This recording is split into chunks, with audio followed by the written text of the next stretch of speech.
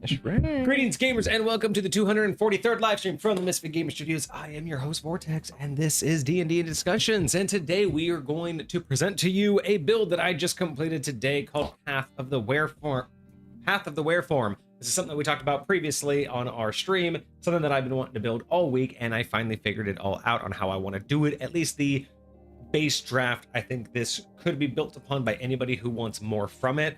But I think as something that could easily be picked up by anybody, used in almost any setting, is, I think, a real... I wouldn't call this like a 10 out of 10, and I don't mean by high point standards. I just mean I wouldn't call this a 10 out of 10 a perfect build, but I think this is good enough to be fit into any game without being overpowering or the highlight character. But I do think it could easily fit in and be a fun character to play. So join us as we find out what I have in store for you. All right, well, let me fix cameras and shit now that that's over. Whoa, hello. Oh. Waka waka. Waka waka. All right, yeah, so Path of the Fantastic. Wereform. I think Soul was mentioning last stream how interested they were in potentially Yes, yes. playing it. So I'm really excited to finally present it, because it is This is going to be very cool. I've been pondering, and I finally sat down and got all of my ideas out.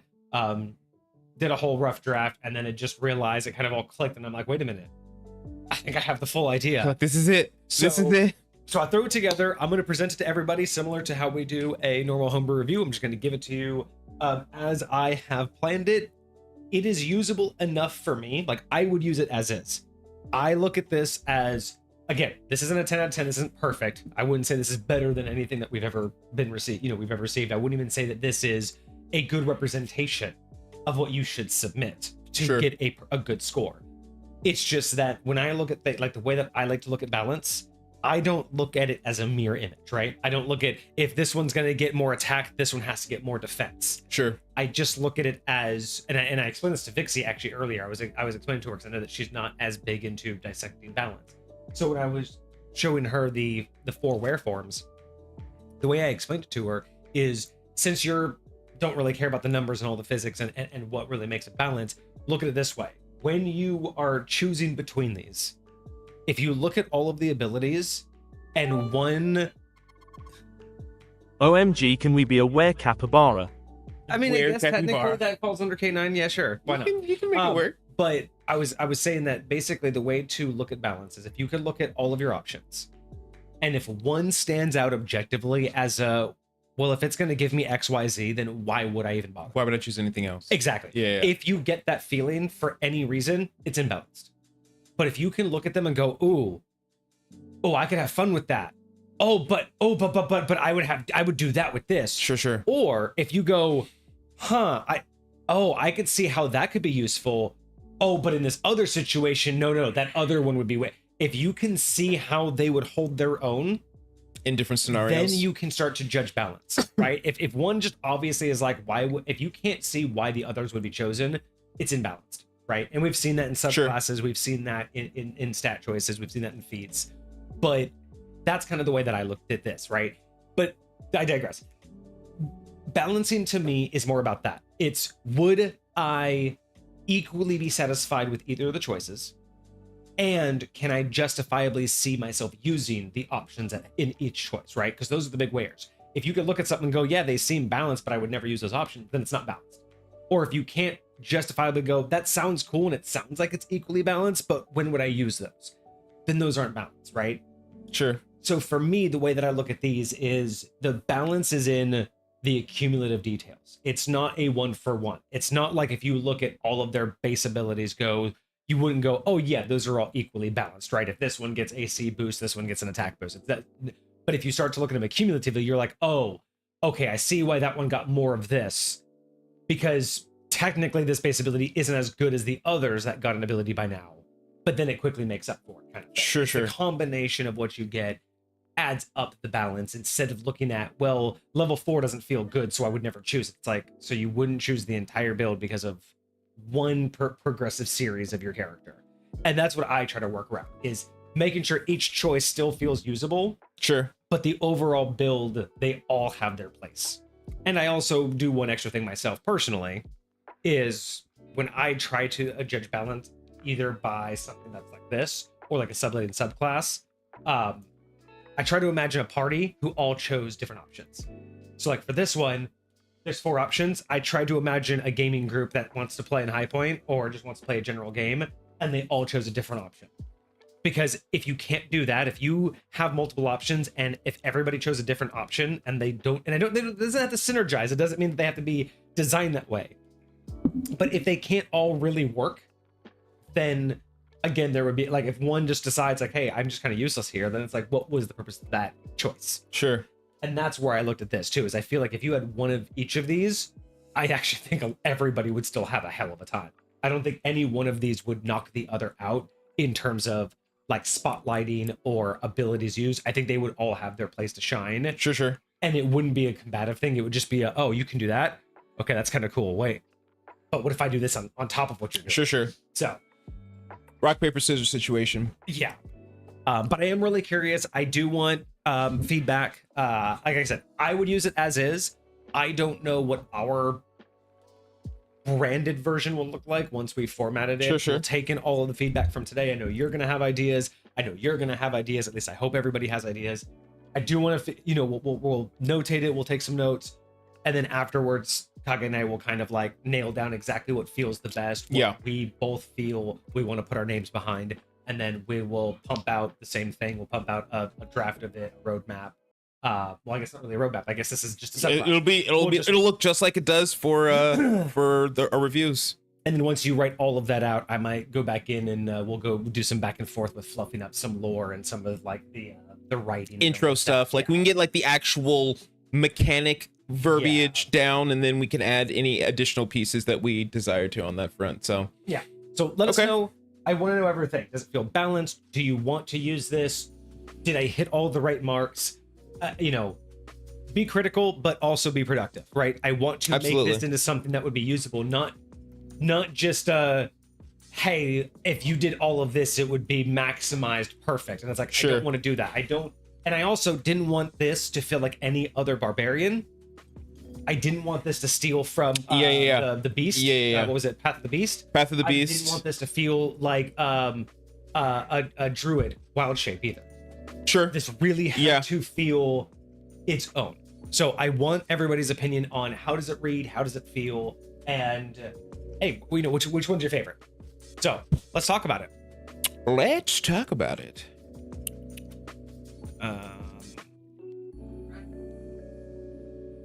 Bam. Hello.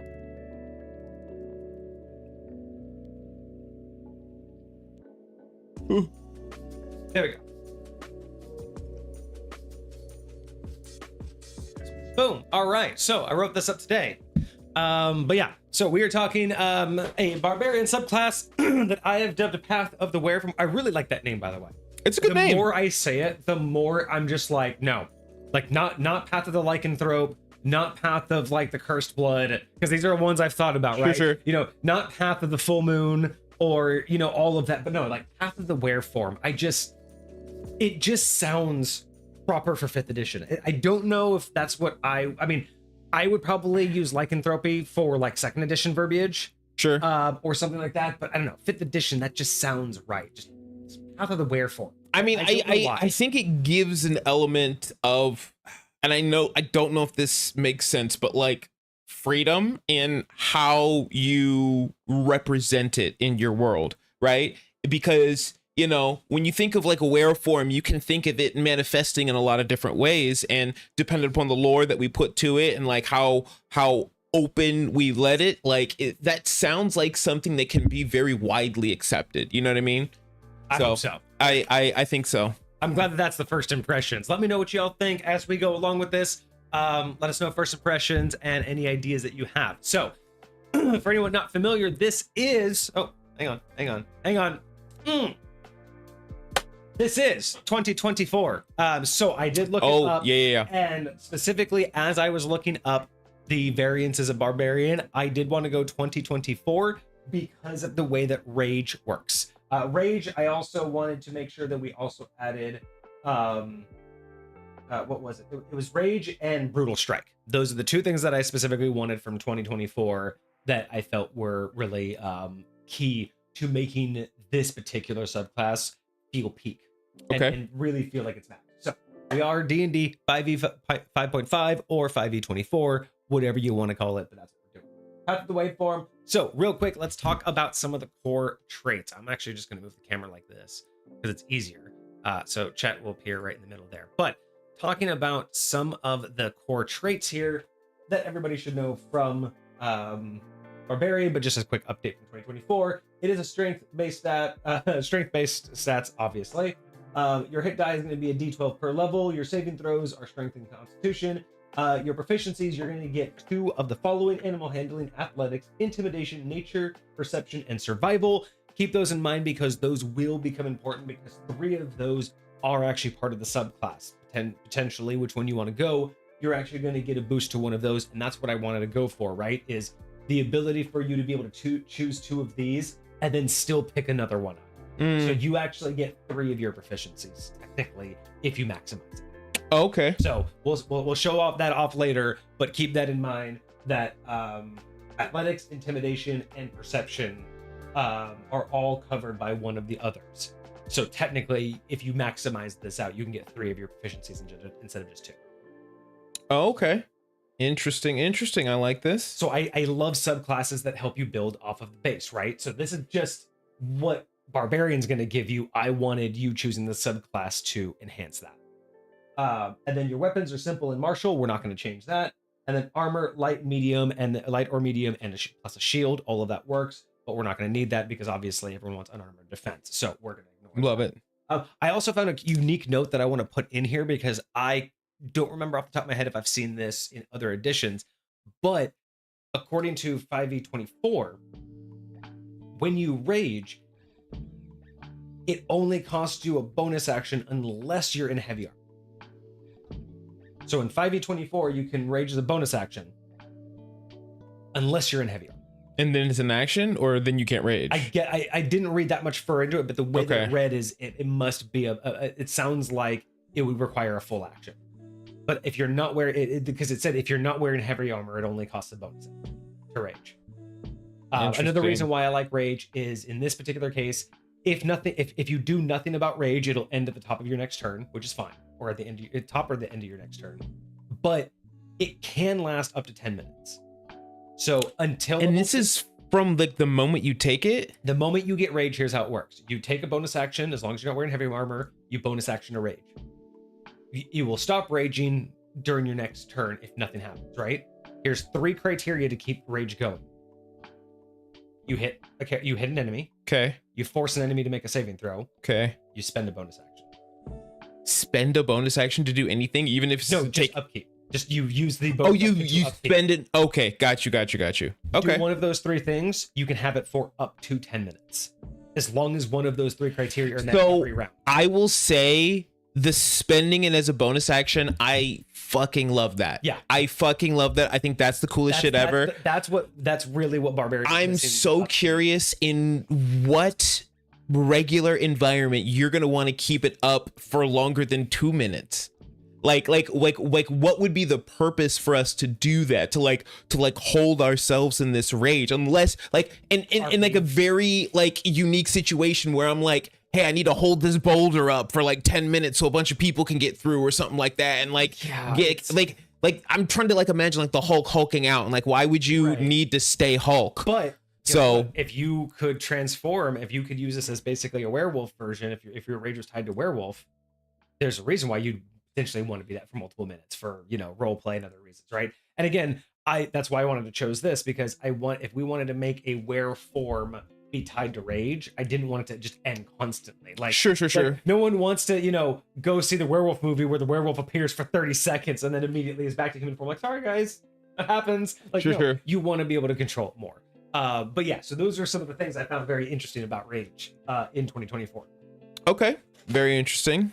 All right, so with that is the core value that we need. So let's talk about when you choose your class in 2024. I believe everything has now been pushed to second or third level, right? Yes. So technically, I think Barbarian already was, but yeah, but everything first, second doesn't care.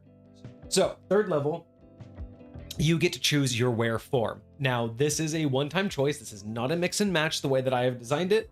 I think it balances out best that way. Because again, I don't want it to be like Beast, because that's really what the Beast can do, right? Path of the Beast. They have a lot more things they can pull from. I really wanted this to, and then same thing with Druid. Druid has multiple wild shapes. Path of the Beast, you get so many animals that you can take varying aspects from. I didn't want that because that's more of the mix and match, right? So I wanted this to be, once you've kind of locked in your characteristic, your were form, kind of like a dragon lineage, right? You can choose a dragon lineage where you can choose a color. Oh, you mean in sorcery? Because there's a sorcerer subclass that. I was thinking. Oh, you talking about Dragonborn, the race? Dragonborn, yeah. Yeah, okay. Dragon lineage, because that's how he Shazam, and that's how he breathes fires. He's not. Yeah. But he is dragon lineage. That's kind of what I think of were form. Is it's more like a lineage. It's your It's your affinity. You are going to, again, it's lycanthropy, right? You're going to be affected. You are going to be a certain type of were. You only get one. You don't get to be a were cat and a were dog. You get to be one. So that's why I made it. You're not a were chimera. Into 4. Now, as I would write it, and it will probably be written initially to help make the concept easier, more digestible, and to follow the idea that less is more. I'm going to break it down into these 4, but I am going to add verbiage that states what types of animals we're considering falling under that. And then, of course, anybody can build. That's what we were talking about before stream, is that anybody will be able to build off of that. But I want to make these as succinct as possible before people want to get super crazy and sure. some exotic stuff. And we may even do that later. We may even add a 4th option, which is exotic, that may just be more categorical, that says, hey, exotic, if you want to choose an animal that doesn't fit one of the 4 tops, what you need to decide is a natural weapon, a base ability, a upgraded ability, a transform ability, and an upgraded transform ability. If you can choose 5 of those that fit your animal, you and your DM can make an exotic animal, right? Like, it wouldn't even be another loadout. It would literally be us just giving them the roadmap of here's how you make an exotic animal. Sure. To follow this subclass, it has to have these 5 traits that you and your DM deem appropriate. Okay. But yeah, I want to make it as succinct as possible. So, 4 categories: feline, canine, avian, and aquatic. So feline, the verbiage would state, this includes but is not limited to tigers, lions, cougars, panthers, jaguars, snow leopards, like basically any large cat or any creature that you deem cat-like. Like, you could even consider maybe a griffin, because that's mostly a lion. So maybe a griffin. I'm okay with that. Like, again, depending on you and your DM, it's gonna be, now granted, you're not gonna get the flight from the griffin. Okay. But the idea is that when you choose a were form, we will have it in the verbiage that says your visual representation is up to you. So if you choose feline, you want to be when you finally get your transformation, if you want a big mane like a lion, have at it. They have a big mane like a lion. You want to be spotted like a jaguar? That's cool too. Certain rage paths make you immune to mind screwing around control, so against the controllers of minds you can keep from happening. Also believe it can stop certain cursed magic items from doing so as well. Yes, love, including other creatures. I have no idea if that was English. Wild. But yes, Absolutely if you really wild. wanted to do something like, if you wanted to make an exotic one that messes with your mental, that protects you mentally, that is something that you could do. We might have to make that more expensive. One bit is getting a little bit fine, but no, I appreciate it. We love the bits. So yeah, so feline will be any of those, right? Anything that you think, and other creatures that aren't necessarily considered cats, but if you think, oh, well, that's more cat-like, Sure. then you and your DM can say, yes, that's a cat. Again, physical representation aside, you are going to get a base set of skills. And again, all 4 have a natural weapon that they're going to get. They're going to have a base ability and an upgrade ability. Then they're going to have a transformation that comes with a transformation ability, and then they'll get one more additional upgraded transformation ability at their capstone. Sure. So all of them are going to get their own version of that, but your physical attributes are whichever you choose. So canine will say something along the lines of, excuse me, includes but is not limited to, dogs, wolves, bears, hyenas.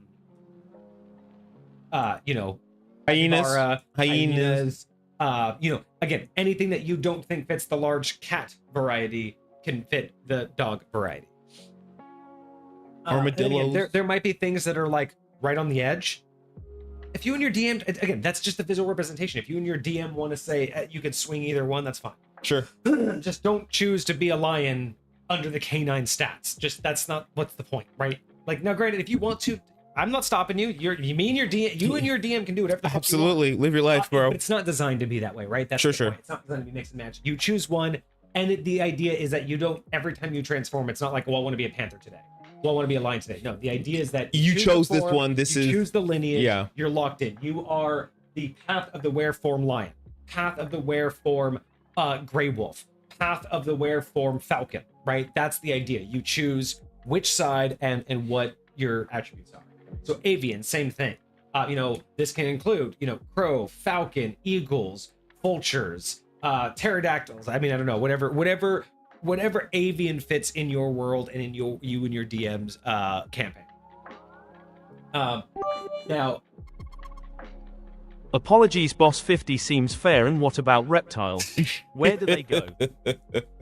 too expensive, but I appreciate you, Card. Aquatic basically kind of covers aquatic and amphibious, right? So Yeah. This is going to basically cover anything under that realm. So lizards, snakes, fish, all of that, turtles, all of that would go under the aquatic, right? Which is, again, I wanted to make less is more. I wanted to make these as succinct as possible. I didn't want to make people feel like they have to create something unless it just doesn't fit the box. Sure. Right? Aquatic could mean turtle, and you guys will see why that makes sense. Aquatic could also mean snake. You'll see that why it makes sense. But at the end of the day, if someone's just like, I don't think it fits crocodile, I don't think any of these fit an elephant, and I kind of just want to look like an elephant, totally fine. That's where the exotic, Sure. create your own, and I love that kind of idea, right? Create your own exotic where, Yeah. because again, maybe you're like, well, I want tusks as my thing and it's piercing damage. Fucking cool.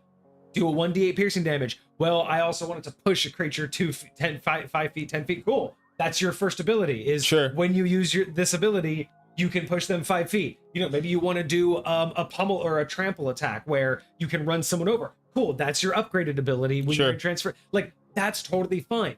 There's going to be things people want that don't fit these four, and that's why I think an exotic build your own. But again, and aquatic is meant to be aquatic, amphibian, anything that fits, again, what doesn't fit the other three, that makes the most sense. Sure. So we'll have that list of those are the kind of things, right? Snakes, turtles, frogs, lizards, all of that will be under the aquatic.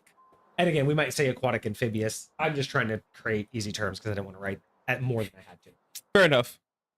But each one also has some characteristics that we will list out in each. So imagine that when you're reading this, there'll be tables, right? Each one of these will actually be a table with all the stuff listed below that you can't see yet. But the way I listed it here is just easy to read and easy to compare level by level.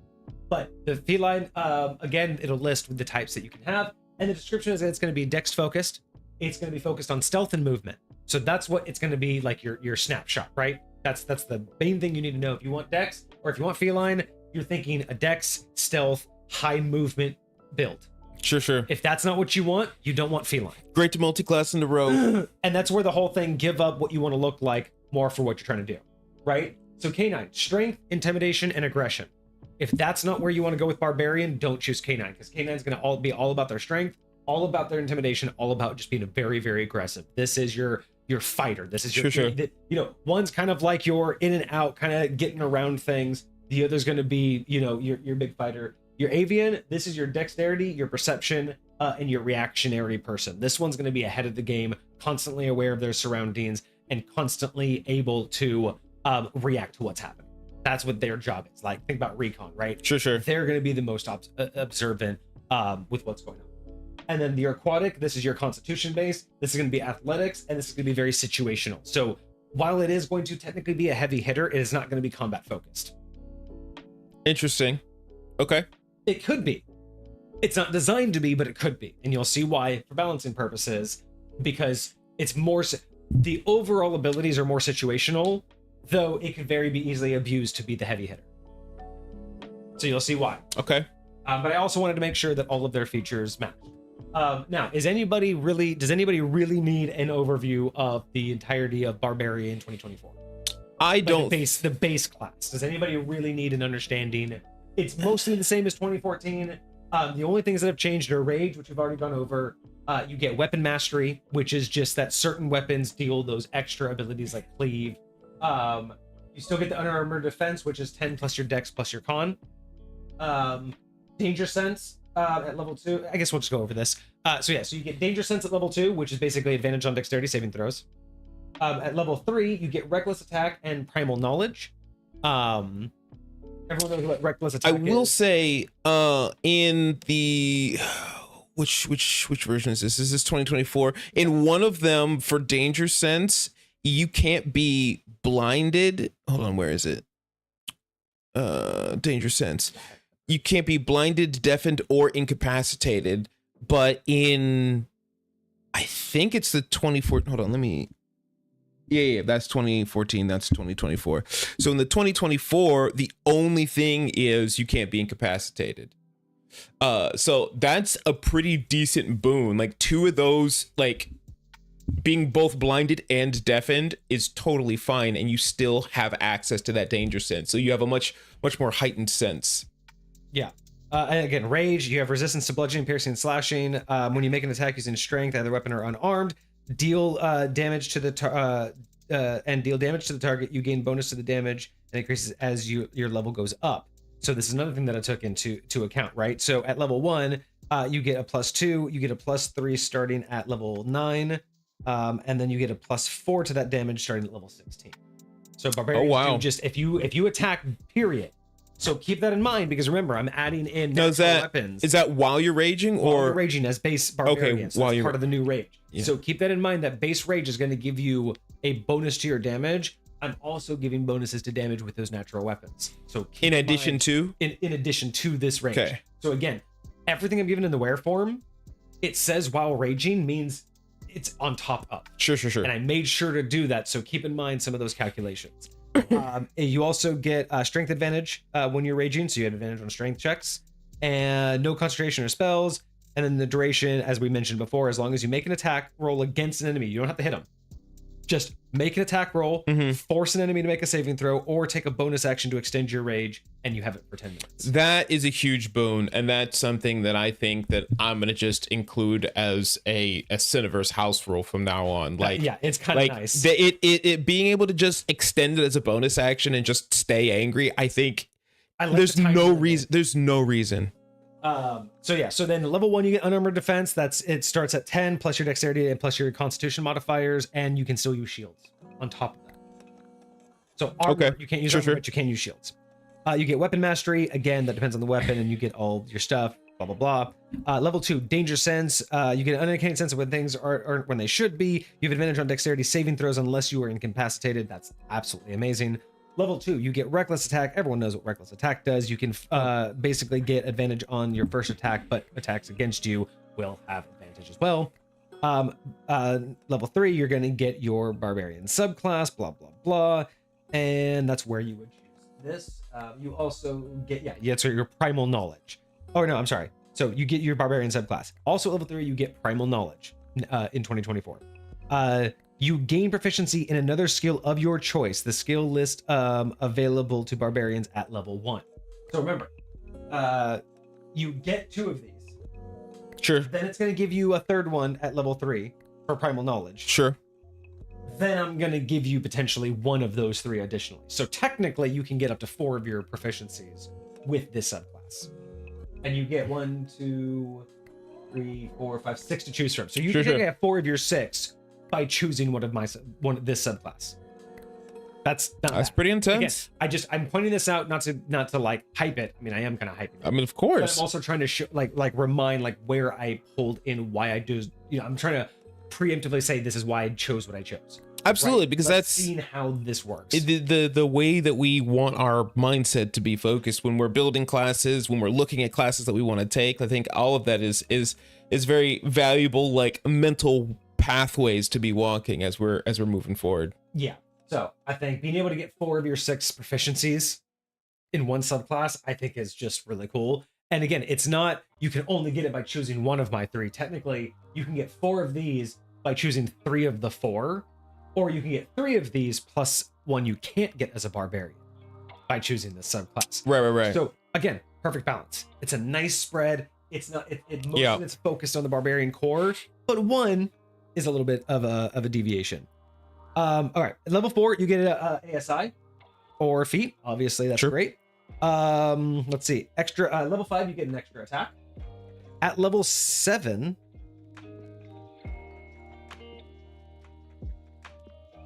oh, my bad. That's also at level 5. Also at level 5?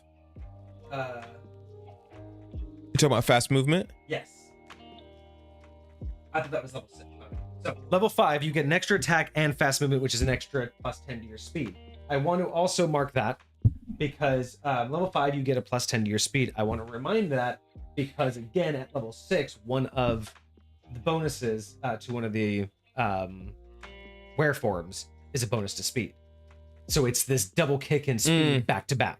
Again, one of those things showing like I wanted to make that path very clear that this one's going to benefit in a very specific way. Sure. And then at level 7, we get Feral Instincts. So you get advantage on initiative rolls. That's also going to come up with one of the choices. Again, everything that you get in Barbarian, one of the subclasses touches on. Level 7, you also get Instinctive Pounce. As part of the bonus action you can take to enter your rage, you can move up to half your speed. So when you rage, when you initiate rage, that's interesting. You can move up to half your speed, which I think is cool. Level 9, Brutal Strike. This is what's really interesting. So Brutal Strike, if you use Reckless Attack, you can forego your advantage. So you give up getting advantage on one strength-based attack roll of your choice. The chosen attack roll mustn't have disadvantage. If it hits, it gets an extra d10 of damage. Okay. And you get to inflict one of the following causes. Forceful blow, move the target 10 feet or 15 feet away from you. Okay. And this does not provoke. Okay. Or you can then move up to half your speed straight towards the target without provoking opportunity attacks. So basically, if you get this off, you can do 1d10 damage, kick them 15 feet, and then follow them and no one touches you. And you continue the battle 15 feet away. Interesting. Or that's called forceful blow, or you get hamstring blow.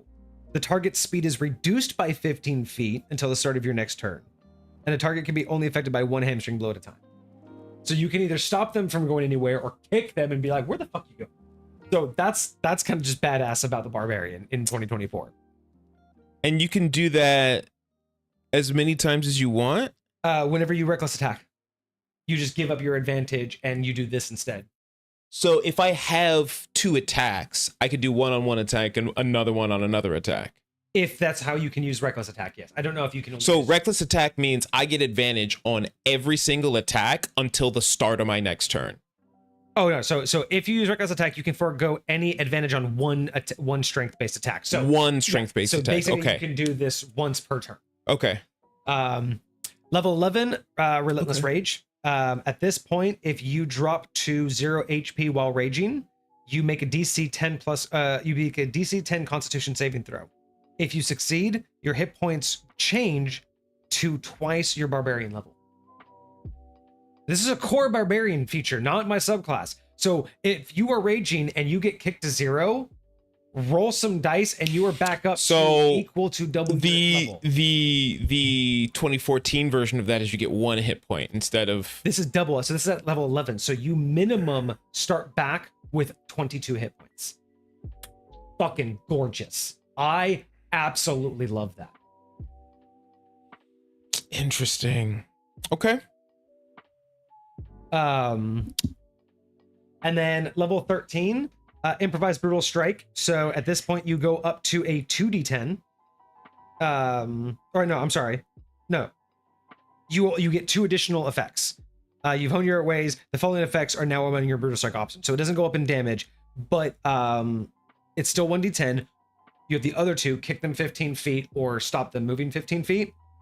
Or now you get staggering blow. The target has disadvantage on the next saving throw it makes, and it can't make opportunity attacks until the end of your next turn. Or sundering blow. Before the start of your next turn, the next attack roll made by another creature against the target gains a +5 bonus to the roll. An attack roll can only gain sundering blow once. So basically, make it easier to hit, or make it to where it's less useful. Now, is that any attack? Does it have to be a weapon attack? Just as the next attack roll. That could be very cool.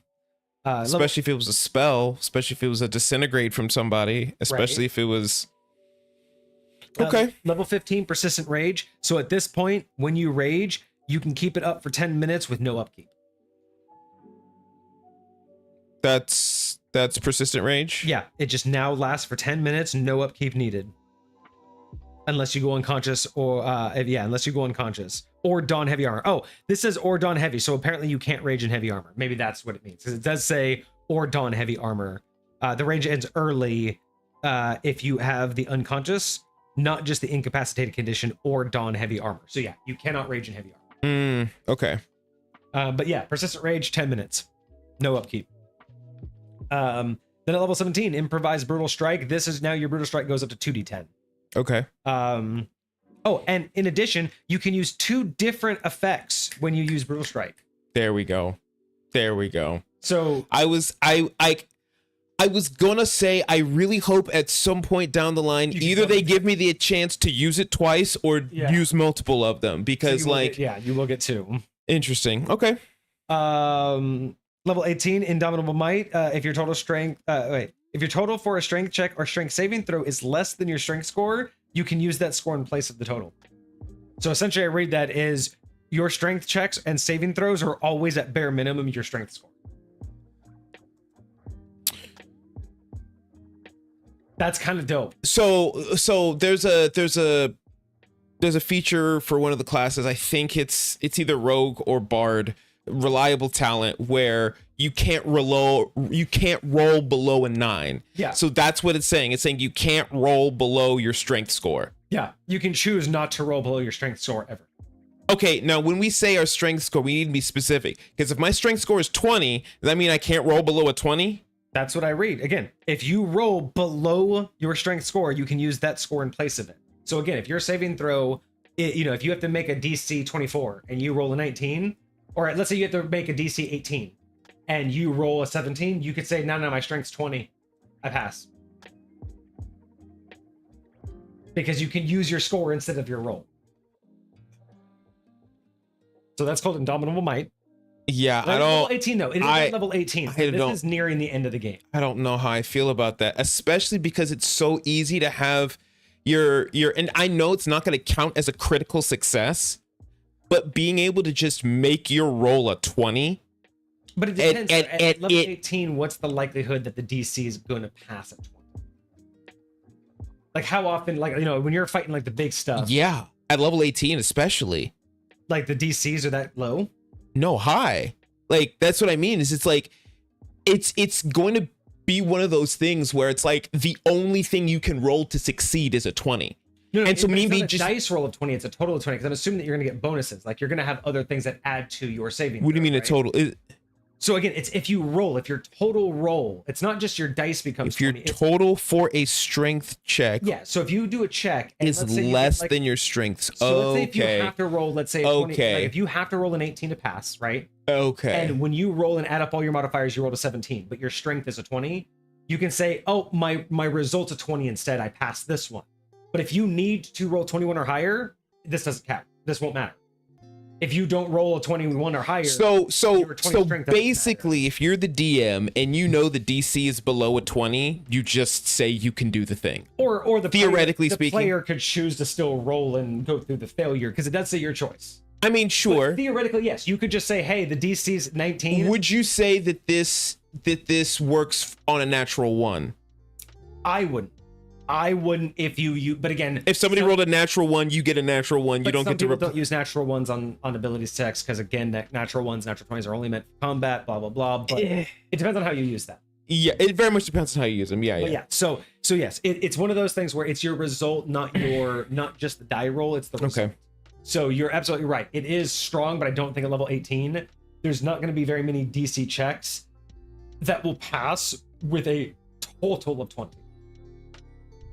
Like plus modifiers. Yeah. Like it's going to be like a DC 15 plus 12 or DC 15 plus 6. Especially if it's I can see a lot of like smaller stuff when it comes to strength being put here, right? Like punching down a door or like maybe bending some bars or something like that. Like stuff like that's going to be cake for you, sure.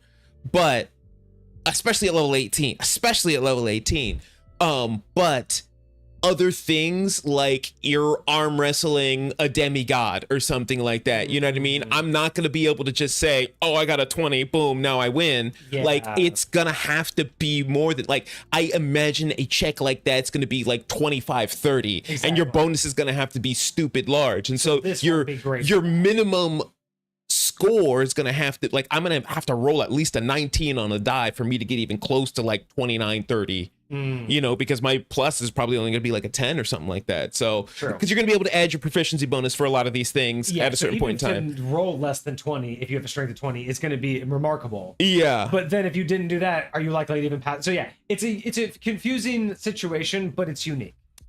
So I'm not so mad at it. So here's the next one. I think you'll like this one at level 19 because you mentioned that you know more about boons than I do. So at level 19, you gain an epic boon feat or another feat of your choice for which you qualify. Boon of irresistible offense is recommended. Irresistible offense, wild. So this is basically a boon of choice. I'm not boons. So boons is a new thing. I'm not super familiar with them myself. It's a new thing that was introduced in the 2024 rule set. But I did notice, because there was the build that we did, I'm pretty sure for Shazam, that when we got to level 19, there was a certain boon that we ended up taking that was very integral to the build. And so thinking back to that, we only got that at level 19 because we solo built. And so I'm thinking that with that pattern and they're wanting to make everything as consistent as possible in the builds, that almost every single one of the classes, so if you go to cleric, if you go to warlock, if you go to whatever else, like they're all going to get a boon at around this level. And that's just a guess, but that kind of gives me that inkling. But the boons are actually kind of wild, and it basically gives you something semi-powerful as a cantrip a lot of the times. So it just lets you do something, that would normally cost some significant economy. Yeah, here we go. So boon of combat prowess, boon of dimensional travel, boon of energy resistance, fate, fortitude, irresistible offense, recovery, skill, speed, spell recall, night sprint, night spirit, and boon of true sight. And do all of them have on their prerequisites? Does it say like what level? Level 19. Those are all level 19. Okay, that's the what only I thought. one the spell recall has to be spellcasting feature, but all the other ones are open. And then there's just a list of others. So you can choose a bunch of other feats as well, like the dueling feat, the archery feat. But you get these boons. So the book suggests you get irresistible offense, which is ability score increase your strength or dexterity by 1 to a maximum of 30. Overcome defenses. Overcome defenses. The bludgeoning, piercing, and slashing damage you deal always ignores resistance. Overwhelming strike. When you roll a 20 on a d20 for an attack roll, you can deal extra damage to the target equal to the ability score increased by this feat. The extra damage type is the same as the attack's type. So whichever ability score increased because you took this, strength or dexterity, that is now the extra damage you do. So if you brought your strength to 24, you now do 24 extra damage when you crit. That's crazy. So that's what this is giving. Okay, so real quick, I need to rewind a second. We were talking a minute ago about being able to make your strength checks a 20. Yeah. And I said I wasn't as mad about it. Well, that was your strength check, whatever your strength is. So yes, if you bring your strength above a 20 with any of these features, then you could make your strength saving throw or check that number. So if you have a 26, you have just a 26 saving throw. So does that include attack rolls? I mean, it specifically says strength checks and saving throws. I think attack rolls are not strength checks. I don't think those are considered strength checks. I think those are strength-based attacks, but I think those are considered attacks. Okay. Because being able to just hit anything above a 20 or up to a 24, up to a 30, depending on how high you can get your strength, like Like think just it's being able to only- overcome AC like that is wild. That does tell me though, like, well, I guess it's strength, so that's gonna be unless you get a feat that says you can make dexterity saving throw, you can use your strength as dexterity saving. You know, Oh, there's plenty of. so if you took that, can you imagine just you're this barbarian? It's like, fine, fireball, and you're just like, no. You just take it because you're just like, no. Oh, what's the DC? Oh, it's a DC 10 plus 8. I have 24 strength. I automatically pass. Just whatever. Just punching away a fireball. That's crazy. And then at level 20, you get Primal Champion. You embody Primal Power. Your strength and Constitution scores increase by 4 to a maximum of 25. So Yeah, that's crazy. That is the rundown. If you did not remember about the base of Barbarian. Well, it's not that I didn't remember. I never heard that specific version. I knew the majority of that for base barbarians. Again, there's a lot of things that are in there that we don't have, and vice versa. You know, the primal champions very much the same. We don't have the boons. We don't have we do have indomitable might, which is a little bit different than yours, but. So it's very interesting to see what's over there, see what pieces I really like and what things I totally want to include. And some of the other pieces, again, I like a lot of what it's going for. But yeah. Are you awake, chat? Are you here? Hello. Wild. All right. Wild. Let's talk about how this subclass will progress. Feel free to pull up any other subclasses that you want to like maybe do side by side just to understand what the other ones do. But here's how this progresses in the way that I think about it. So since we actually already went over that, I'm actually just going to increase the size of this. So it'll be a little bit easier for us to read.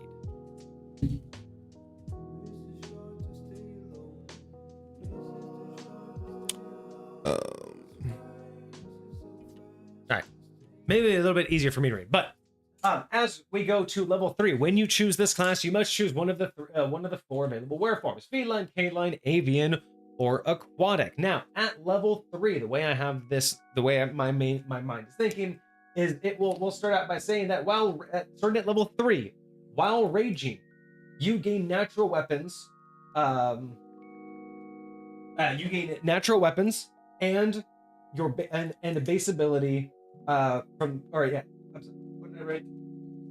Natural weapons and your wear form base ability. Okay, yeah. So you gain, but we would rewrite that to make it better. But basically, starting at level 3, while raging, you gain natural weapons and an ability based on your wear form choice. Okay. Now, how do natural weapons work? I told you guys to think about how raging works, because raging already gives you a bonus to your attack damage, right? It already gives you a solid bonus. So the calculation I have for the while raging natural weapons is going to be their base damage, so the natural weapon damage that I have listed, plus your strength modifier. Okay.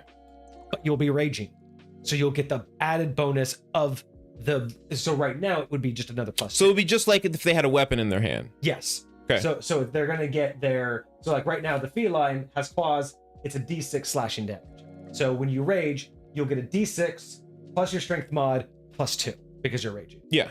So still making it more balanced, so at least it's not like, well, why wouldn't I still have a weapon? Yeah, I have natural weapons, but this sword still does better.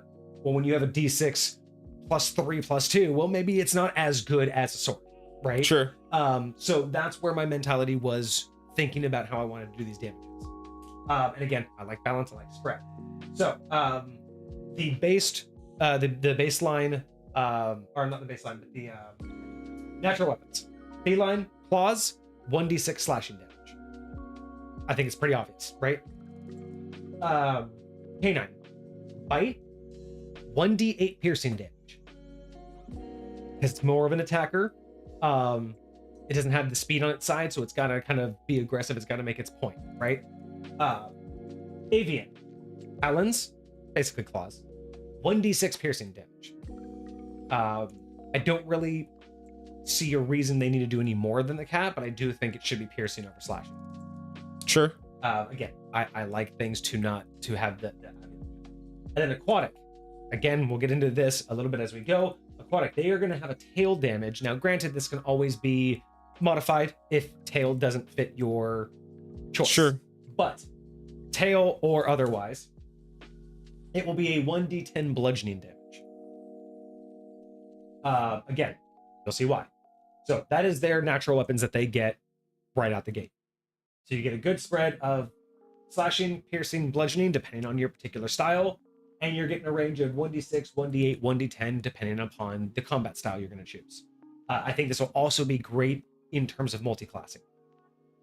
I think this kind of a spread is going to be great for people who want to mix and match this class with a couple others. I think those are going to really lock in on some other synergies. Sure. Using the word that you like.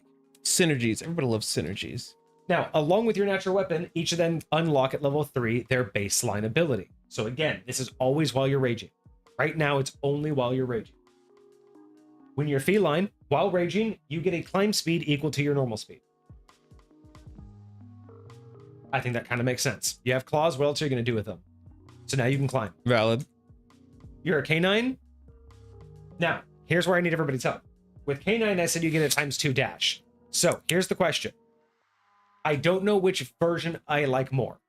Does that mean that when they take the dash action, the amount they can dash doubles, or they can take the dash action twice on the turn? I think it should be the dash action twice, because dash already doubles your movement. Yeah. So I don't think doubling the double makes sense. I think 2 dash actions separated make more sense. I think so too. I think Especially what would be cool, cut a corner. and especially if this is something that you're saying that they get, this is only while they're raging. Correct. Once you rage, they basically get 2 Then times dash. I think it would be cool just to basically say something as simple as you can also dash as a bonus action. If you just do that, then they can dash twice in a turn if they so choose, or they could just use their action economy more efficiently and dash as a bonus action. I think I meant to have that. I just let me go grab my pen because I do need to write that. It was meant to be as a bonus action. Okay, it was meant to be in there. I just didn't think to write it because I thought it was already like a default. Let me go get my pens. Yeah, no worries. Give me a second to catch up. I thought that was just already a thing. Yeah. I was missing the talons. That's 1d6. Love you. Okay, yeah. No. Great. Green. So you get 2 dashes. As a bonus action. Yeah, 100%. So as a bonus action? So I'll need to be clear. Like, so the verbiage is as a bonus, you can dash as a bonus action and you get 2 dashes per turn. So the way I look at it is like, so right now rogues get the ability to dash as a bonus action. It doesn't specify they get 2 dashes because you have to use your bonus action for one of your dashes and then your action for your other dash. That's what you want. So it's just like the clarification means the second one is a bonus action. The second one's a bonus action. The first one's an action. So you use I think this one should be that you get 2 dashes. Both can be activated by bonus action. So again, well, I guess you can't really do that, huh? Because you don't get you would have to say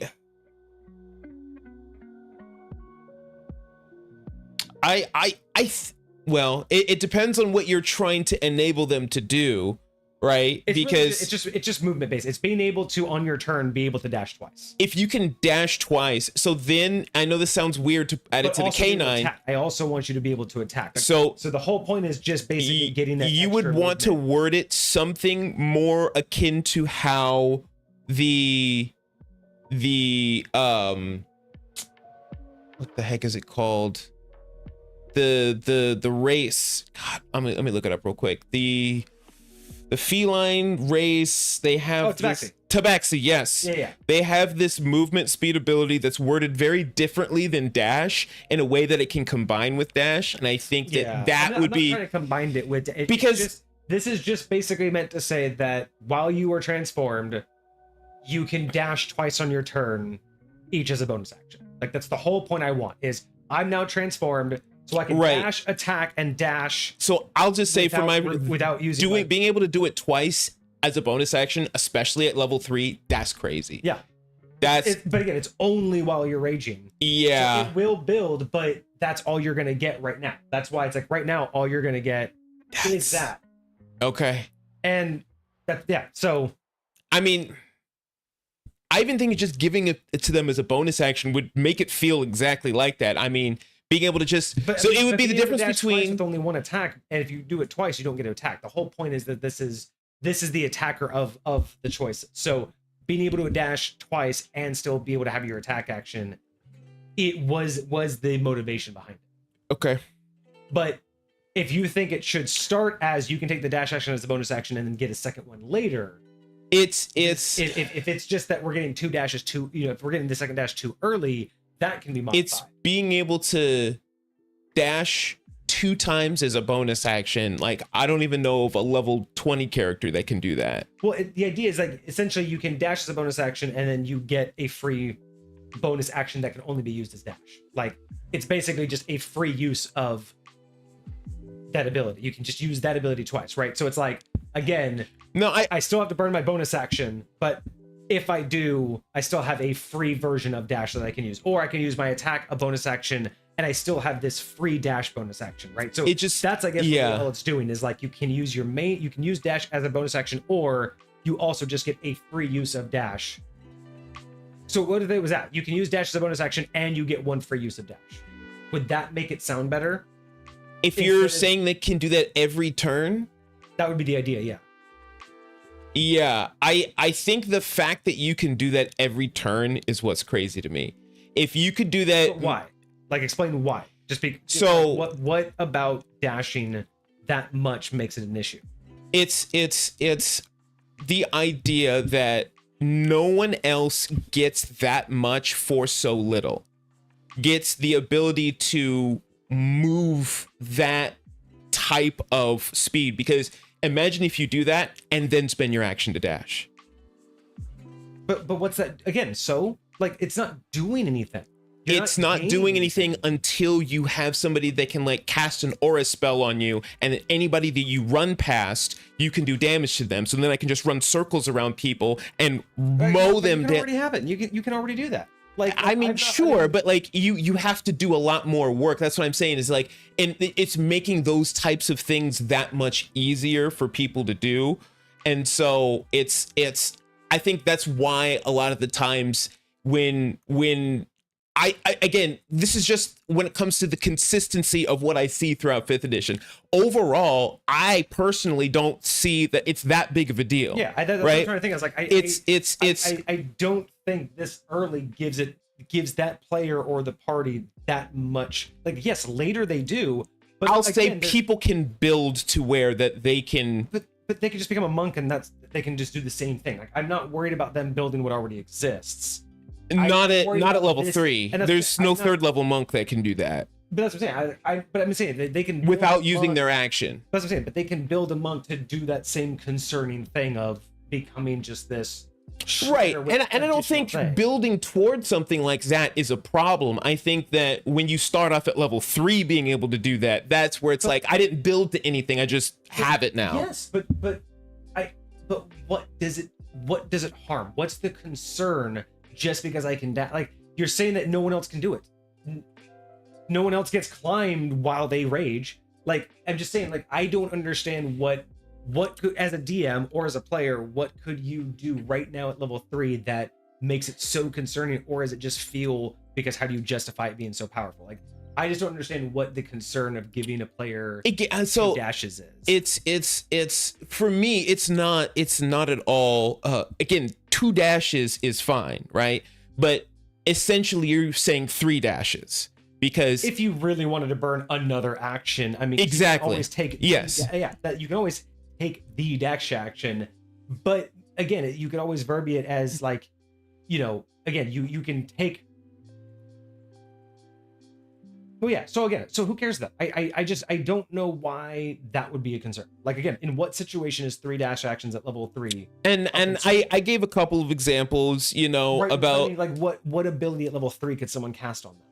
if you have a druid in your party that has spike growth and I just hold on to you and I run around in a circle with my massive amounts of speed, I'm pulling you through 2D unsavable 2D whatever amounts of damage, and you're just cheese gratering you. I could kill almost any enemy, potentially an enemy of a CR much higher than I should be able to, just by being able to grapple them. Even if my speed is halved, with the amount that of additional speed that I'm getting, it's so okay. I mean, again, I don't want to change my entire build for listen, I'm not saying that you should at all. All I'm saying is that I'm just trying to say that when it comes to overall, I think that a large majority of DMs DMing for 5th edition would look at that and be like, that feels scary to me and my monsters that I might want to, especially if they're paying a lot more attention to like CR based stuff, because there's a lot of like CR calculators and stuff like that. Sounds like it's only dangerous in the hands of somebody who wants to abuse it, like who literally wants to go out of their way to min max and not play the game. Like, if you're going to do that and your DM doesn't like it, it's like, then why did you allow, like, again, why would you allow it? Because if that's the kind of people you're playing with, I mean, that's exactly what I'm saying. I think those DMs, a lot of those DMs wouldn't allow it, and then because of something like that. Because it's like, if you're, there's a lot of, because I look at it, like, sure. There's a lot of things you're not going to allow in your game, because again, I don't know how often that's really, I'm just trying to understand, like, it was just the mindset of what will happen is they will look to compare it to things of its like, which is why a lot of times when we see, somebody like Pokeniner who's submitting a lot of their homebrew stuff, a lot of what they do is they relate what they're doing to another class that does something similarly balanced at a similar level, so that they can say, here's precedence for this element of power, element of I can do X amount of stuff with X amount of action economy and get this amount of value out of it at this level. Like, I'm setting that precedence for why this is an okay thing. And so if a DM that's trying to figure it out for themselves, like, that's likely the process that they're going to go through to like look to be like, hey, is this something that I want to allow in my game? Players have ruined this fucking game. Like, this is honestly, everything you're saying is correct, but players have ruined this game, because literally this is exactly why everything feels bland and so similar, is because everybody, and I'm not saying you're wrong, but it literally is the bane of this game, because you can't have something unique and cool because of that tiny insignificant group of people who will be like, well, if I add it with all of these other things, it'll be broken. And that is why we don't create those things. And here's the deal. And this is genuinely why I love the homebrew community, because I almost never go on Instagram, but when I do, 90% of the reason why I'm there is because I find the coolest little homebrew cards of like different people creating different homebrew things, and I will look through them, I'll read through them. A lot of them will inspire me to do a lot of different things. Even the homebrew stuff is being affected by this mindset. What I mean is there's a lot of stuff in there that I would never do, and I like the idea of what it's trying to do, but I have to change it to like make it make more sense for me. But I think that people still do put out stuff that they think is weird and different and there is no precedence for or whatever. And I love those things. I love a lot of the stuff that we get submitted. We always tell our people, when you're submitting this stuff, like, you submit it for what you want to do, right? Like, what you are actually trying to create the thing for. And I think that's exactly what we're trying to do here. Is like, what are we trying to create the thing for? Like, for the most part, yeah, you're right. Everyone is going to have something that they're going to be like, yeah, I don't like that, or I don't vibe with that, or whatever. Like, it's going to be across the board. There's plenty of people who don't like certain official things that have come out from Wizards of the Coast. Are like, no, we don't use that book here, or whatever the case may be. Right. Like, so many people hate silvery barbs, and but regardless of all that stuff, like, there's going to be stuff out there. So I think that, from my perspective, we put out what we want to put out. Yeah. I'm always playing devil's advocate. Well, no, you know what I mean? I'm just trying to think of, like, is that going to be the consensus? Because again, the players have ruined just the concept of creativity, because again, people will optimize the fun out of the game. I mean, that is a fact of gamers in every platform, in every media. They will optimize the fun out of the game. And so I'm trying to think of, like, because just giving it a dash as a bonus action is just stealing. Again, I hate the idea that that's just a feature from another area that I can get in a dozen different ways. I want this to be different, right? I don't want this to just be, because this is perfect. This is the exact example of why everything feels drab and bland now. Because this is exactly what everybody else does. Is they're like, I want this ability, but no one will accept it, so they copy and paste from somewhere else. But how about this? How about if that is genuinely what you're looking for? Now, I will say there are two directions you can go. You can build it the way you want to build it and say, fuck what all the other stuff says. Or you can be like, okay, what would do both? What would do both? Yeah. So what if we added language that while transformed or while raging, you can't take the dash action, you can't dash as an action. So it's like you can dash as a bonus action, but you can no longer dash as an action, and you get one extra free use. Oh, how about this? Okay. You can while raging, you can only dash as a bonus action. Boom. You can only dash as a bonus action. Okay. And you get one free dash per turn. Oh, okay. How about this version? I know that sounds kind of weird, but I think this might help. I will say I love the you can only dash as a bonus action. Because it solves both of those issues. And right? then you can say, if you have used your bonus action to dash, you can then dash an additional time. Because basically that's all you're saying is if you have an additional bonus action that you can only use to dash, you're only going to use it if you're dashing twice. So basically, if you didn't dash already, you can. So yeah, so you don't get. Or do you want them to be able to single dash and then use their bonus action for something else, i.e., rage? Well, and say you haven't. That's why because that's what I'm thinking about, like the idea, because this is only while raging that you get this, right? Okay, so if it's only while raging, but at the same time, technically, the same turn you rage, you'd lose your bonus action. So if you give them one free use per turn, they could technically rage, dash, then attack in the same turn. Because right now you could rage as a bonus action, but then you wouldn't be able to dash.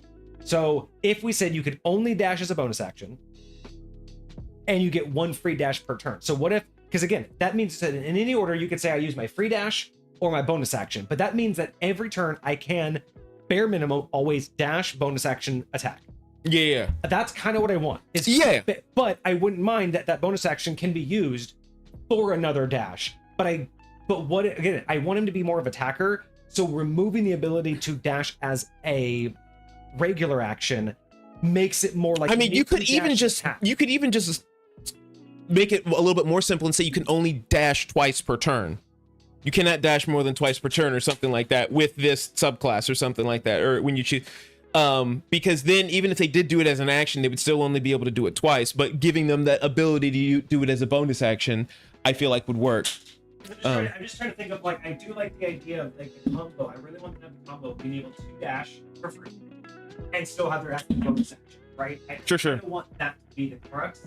The 2 is just an additional bonus because I think of like that, the dog tactics, like you dash this way, then you do that quick right turn into the target. Yeah. So that's what I'm thinking of, is that like I'm going and then going.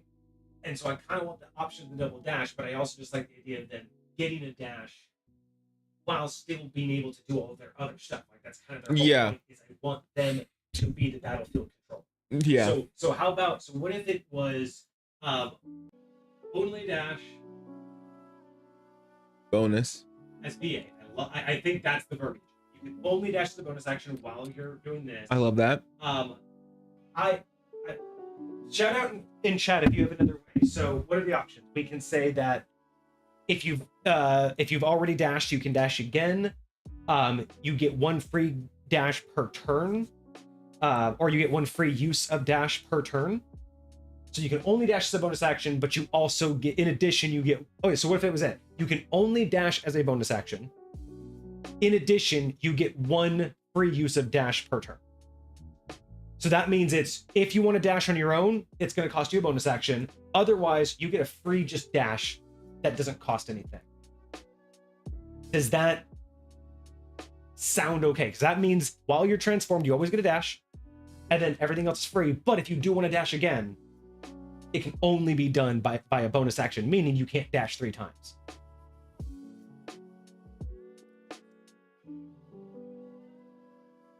What do you guys think? Let me know in the chat if anyone's paying attention. So this might sound crazy.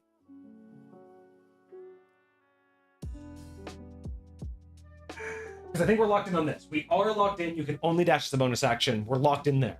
I think It's just how because this is gonna sound crazy. This is gonna sound crazy because all you're saying is you get a free dash. That's All you're saying is you get a free dash. So and your main dash is a bonus action. then why not say whenever you start your turn while raging, your movement speed is doubled, and then you can only dash as a bonus action. Oh, yeah. So only dash as a bonus action. Speed double.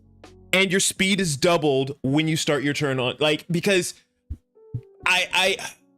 so you can move twice whatever your speed is from the beginning. Just the canine just gets double speed movement and because if you say your speed is doubled, it's then effectively a dash. Then when you dash, you're gonna double the double. So if I went from 30 to 60, if I were to dash, I'm going to be doubling the 60 to 120 rather than adding another 30, which is what you should be doing with a dash. Okay, so I see what you're saying. That's why your base speed is going to be the same, but you're just doubling your available movement speed when you start your turn. Technically, you could still technically break it all up. I mean, you could say I'm taking the dash action and then break it up. Yes, exactly. Because even your regular movement speed. My only concern is that again, the only thing I just want to try to get away from is that just basically copying and pasting a mechanic that already exists. No. Okay. I just want to make sure that wasn't like the absolutely like, not. Yeah. monk No. plan. No. Okay, cool. I like that. So when you're raging, you can only dash as a bonus action, and your speed is double. Again, I would word it differently than your speed is doubled, but yes, essentially, when you start your turn, you will have access to twice your speed. And again, what's the what do you see as the difference in the verbiage of your speed is doubled? So if I say my speed is doubled, then on my character sheet where it says speed, I might as well change the 30 to a 60. Isn't that what we're doing? No, I'm hoping not, because if we do that, then we're essentially giving you 4 dashes when you allow them to use their bonus action to dash. Because if my speed on my character sheet is a 60, when I use the dash action as a bonus action that we're saying we're going to add in here, I now add an additional 60 to my speed rather than additional 30. Wait, so then what are you trying to do? Then I don't understand what you mean by at the start of my turn, my speed's double, because it's like you're just saying the same thing. You're just saying that when I start my turn, I have double my speed. That's the same thing as saying your speed is double. Yes, I'm not misunderstanding. Maybe I'm misunderstanding. You're not. They're saying the same thing. Yes, but so here's the problem. My brother's gotten me into too much Magic the Gathering mindset rules, and when you say certain things a certain way, it stops people from being able to do something else. So basically, what's saying it this way, you're correct. You're doing the exact same thing. The overall effect is the exact same, but when you say it that way, when somebody tries to dash, they have to look at what is your speed. Oh, my speed is 30. I just have access to twice that much. So because my speed is 30, when I use the dash action, I'm only getting an additional 30 foot. So that means at the end of the day, I will be able to go a total of 90 feet rather than a total of 120 feet. Okay. And so I think that would be what we're trying to balance here, is you're getting able to dash 2 times, not double your speed, because that was the first thing that you had written down here. Was we're asking chat, do we want to be able to just straight up double your speed or dash twice? Right, dashing twice is that's giving you goal. 30 additional movement speed 2 times. Wait a second. So that's all we're trying to say, is we want to give you 30 additional movement speed 2 times. Cart said that they liked having the cost. What if we renamed this into one sentence? When you transform, you can only dash as a bonus action or a reaction. So I turn it into, I can still dash twice, but I got to burn 2 different economies. So if I don't think I'm going to react this turn, Oh, I'm so mad. Because of what you told me earlier, I was thinking ahead a little bit, but it's the wrong class. It's avian. No, true. But what still. if not? What if it's I can dash as a react? I can burn my reaction and my bonus action, so I still get the 2 dashes. That You know what I think is sick? Especially if you allow it to work this way. Anytime I want. Let me do it not on my turn. That's my point. As long as you're aware, you can use your react. That's it. So how about this? Yeah, you can only dash as a bonus action. and you can dash as a reaction. So I will say, and I kind of like. I will say, reactions almost always have to have a trigger. So I can't think of an example where they don't. Well, it's usually well, I mean, you could just say it's like, because it's usually like on someone else's turn, right?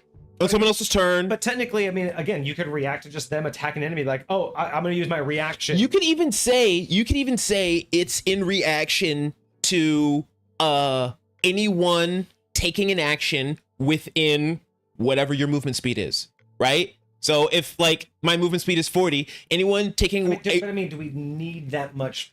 Can we just because do we need to say? Can we not just say you can dash as a reaction? Like what's the like again? What's the scenario where saying you can dash as a reaction either causes confusion or causes abuse?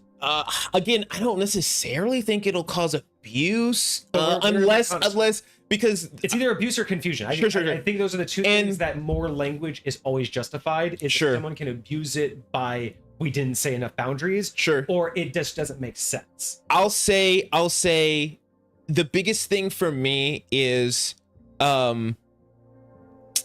being able to because some things require like attack of opportunity. That is a reaction that has a trigger. Correct. But there are some things that just say you can do this as a reaction. I will say shield, it has to be in a reaction of somebody hitting you with an attack. I will say absorb elements is the same thing. I have to have somebody attacking me at that point in time. What other reactions can I think of? But like any type of like actual reaction based thing that you can do that I can think of has some external force happening to you and or around you that sets it off, right? Theoretically in reaction to. But I don't necessarily, to your point, I don't necessarily think that there's anything, because I'm trying to think, if nothing's triggering it, if somebody's just off in La La Land and I'm just like, I'm gonna use my reaction to dash real quick. Like, I really don't think that's the end of the world in pretty much any scenario. So what's funny is technically readied actions can be triggered by reactions. Yes, but you have to declare when you set up your readied action what's going to trigger it. So it'll be like, hey, I'm keeping my eye on this corner. Yeah. The second I see somebody pop out of this corner, boom, I'm going to release my arrow. That's my trigger for my reaction. So that's the idea.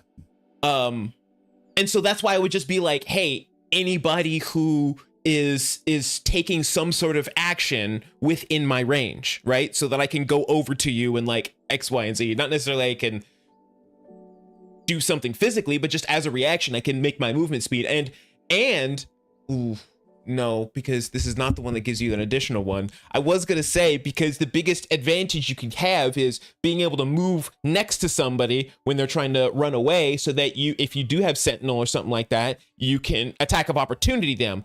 But you would have to have another reaction to use in order to do that attack of opportunity. So so you can only dash the bonus action,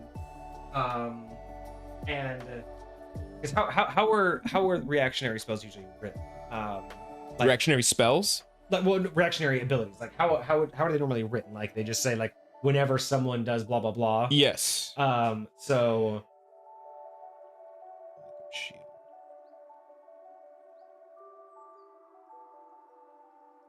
Until the start of your turn.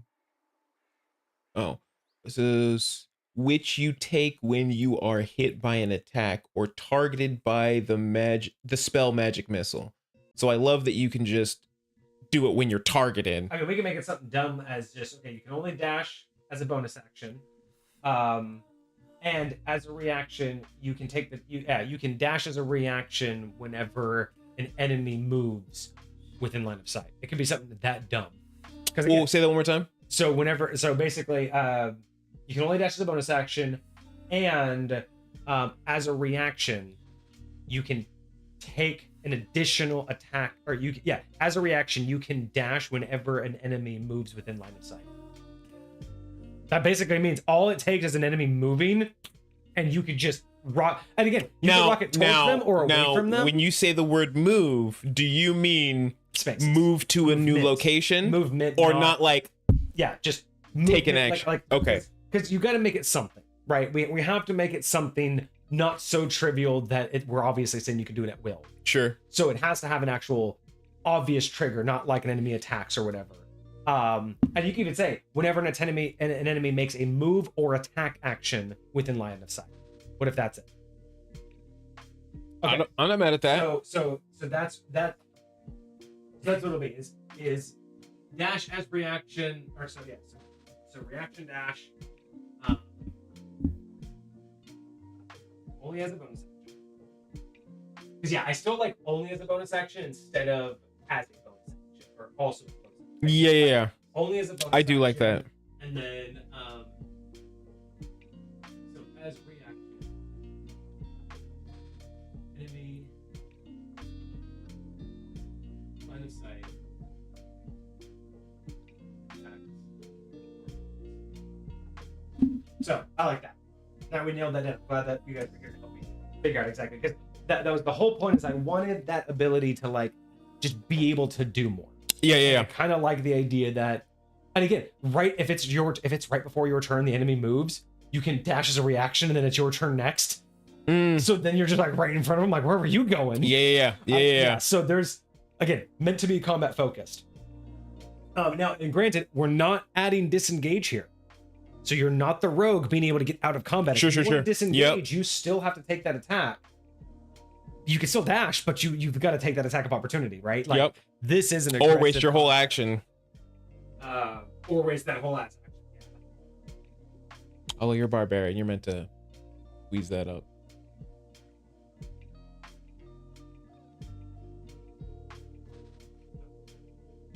Just a little bit of all right, cool. So moving on, now that we've gotten through that, thank you all for helping me figure that. So we're good on that though, right? Yeah. I love that. Yeah. Yes. Cool. All right. So aviation, you get your talon, you get your 1d6 piercing damage as your natural weapon. Again, plus your strength modifier plus your rage bonus. But with avians, you get a +5 to your initiative whenever you're raging. Okay. So I don't know specifically how. Sometimes you can rage before combat or at the start of initiative. Like maybe I think you can, maybe get something that says like a start. You can. Oh, this is while raging. Interesting. Because I want it to be basically like you could push yourself ahead, but I actually don't know how that's gonna work. While raging. Now that I'm actually saying it out loud, like how would that actually? Can you? I mean, I don't know if there's actually. I mean, I don't know if there's any precedent for it. So especially because this is a hyper aware one. I think something else that could be kind of cool. I don't think it would be too much. Especially because this is not, again, when you think about this kind of comparatively to other things, it's not as combat focused. But what I think could be cool is if you gave them, and again, this is normally a feat, but the feat with some other things, but immunity to the surprise condition. And the way that you would work this is like your spidey sense or your danger sense is so high that the second initiative is rolled, your body knows it's time to rage. Ooh, and so you rage at the beginning of combat. What if we just said is what if that was it is if aviation, you as long as you're not surprised, or actually no you cannot be surprised. You cannot have the surprise condition. Yeah. So, can't be surprised, and you can choose to start initiative raging. If you do, you gain +5 initiative. So whenever I like that. I like that a lot better. I like that a lot better. I like that a lot better. I like that a lot better. Okay. So, I like that a lot better. You can't be surprised, and you get to choose to start the combat raging, and if you do, you automatically get a +5 initiative. Okay. Cool. So. No surprise.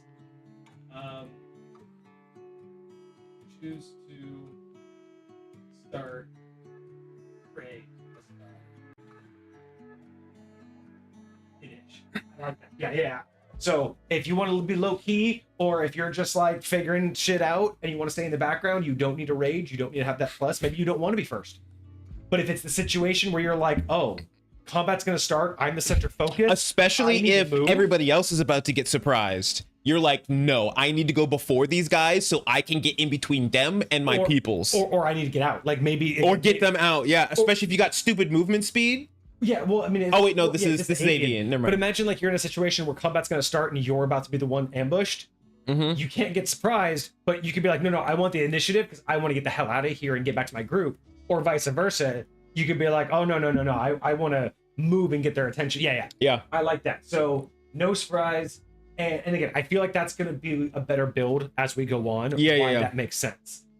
Because again, with birds, you can't surprise birds. Birds are gone before you get anywhere close to them. So I like this idea. Cool. Thank you. That's such a better idea than I had. No, that's perfect. And then aquatic, we get your tail or closest equivalent. Could be a headbutt. I would say tail or headbutt. Sure. Both bludgeoning. Yeah, tail or headbutt makes sense. 1d10 bludgeoning damage. And your ability is that while raging, you get a swim speed equal to your speed. Now, obviously, it doesn't sound great. It will progress, but that's why they get the 1d10. Because all they get is a swim speed when they rage, which isn't great right now. How would you feel about adding the you can either hold your breath for up to an hour or something small like that. It'll build. That's coming. So if that's already coming, okay. That's why they're going to get more damage right now. Okay. And the next one, they're also going to get something better than everybody else. Again, they're going to seem like the heavy hitter at first until it all comes together, but they are getting front loaded because sure. Swim speed. Okay. That's why they're situational. It'll make more sense as they build, but right out the gate, they're going to feel a little bit meh. So they're going to get the highest damage output. Okay. Right out the gate. So that's why I'm not saying it's right. I'm just saying that's my explanation. Okay, fair enough. So they all feel a little bit like, again, who wants a climb speed? Who fucking cares about a climb speed in the middle of combat? But it could be useful. I could see some people, yeah. But again, these also are meant to build on the fact that you will eventually get to transform. Yeah, and exactly. Eventually you get to take your transformation and split it away from your rage, which is key. That's why these are also here, is because these are meant to start attached to your rage. Eventually, you're going to be able to split away from it and transform without raging. So you'll always be attached to it when you're raging, but eventually you'll be able to gain all of these benefits without the rage. So you'll be able to... So then you can rage while you're in it, and then anytime you rage, you'll go into it anyways. Yes, so whenever you rage, you always have to manifest. Sure. But eventually you're going to be able to take control, like Bruce Banner, like you said, like Hulk. Yeah. Whenever you Hulk out, you Hulk out. But eventually you'll be able to Hulk out without hulking out. Like you'll be able to become Hulk without hulking out. Yeah. And that's the idea, is you'll be able to gain the ability of climbing whenever you want. You don't have to rage to climb. You can just go, oh, hang on, I need to put the rope up there. Raw. All right, let me tie it real quick. All right, okay, let me just change it. You don't have to use a rage for all of that. Yeah, so builds up to the story. Cool. All right, so that was level 3. Oh, whoa. Wild. All right, so let's move up to level 6. Making good progress here. All right, so at level 6, while raging, you gain your wear form upgraded abilities. Additionally, your natural form manifests your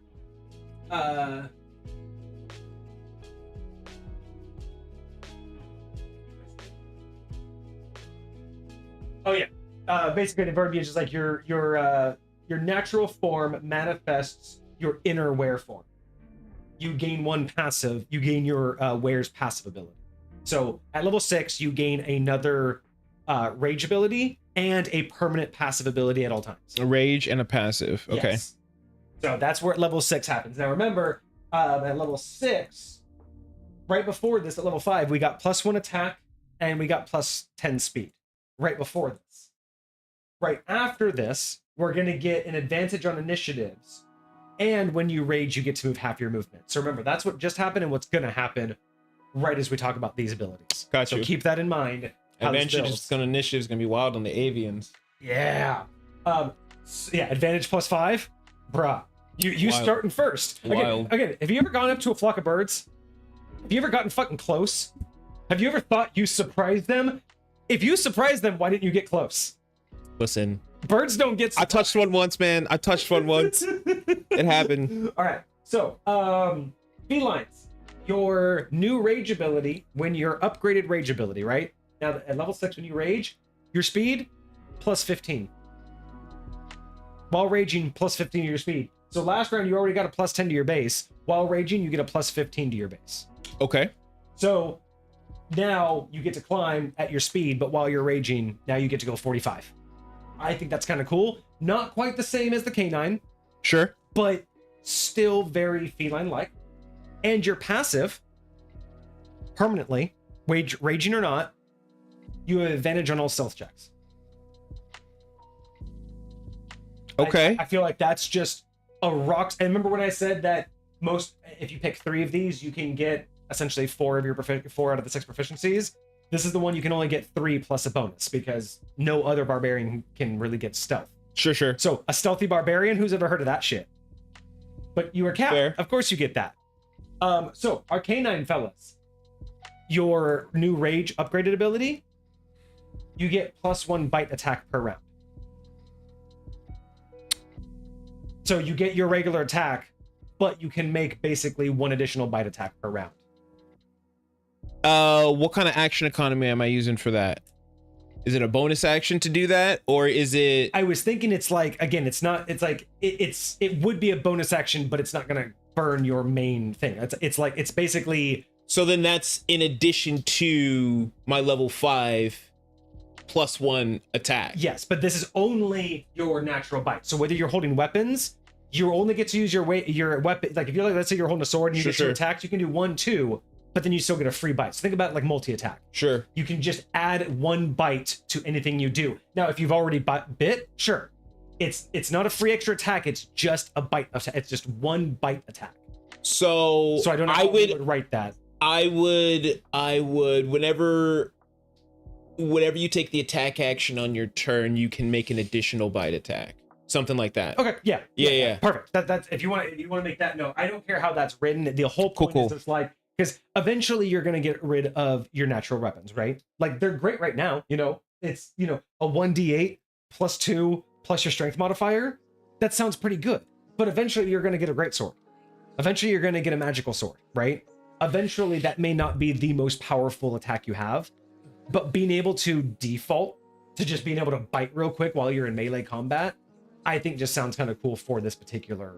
Especially when you get to the point where it's like, I mean, I would imagine if you're really trying to lean into like the werewolf vibe, like a werewolf running around with like a katana or a sword or like an axe or whatever, is not traditionally what you envision. Like you envision them like coming at you full force, teeth and claws, like, right? Like I'm coming after you. So like, I mean, I don't know. I mean, it's likely, it's possible that it gets there where you're like monks eventually get the ability for like their attacks to become like magical or something like that. Yeah. Like overcome resistances and stuff like that. Eventually we could think about that. But yeah, so I like the way that you wrote that though. Whenever you take the attack action, you can take 1 free bite attack. Yes. That's totally fine because I just look at it like a multi-attack. That's all it is. It's just, it doesn't matter how many attacks you have, you just can tack on a free bite. Sure.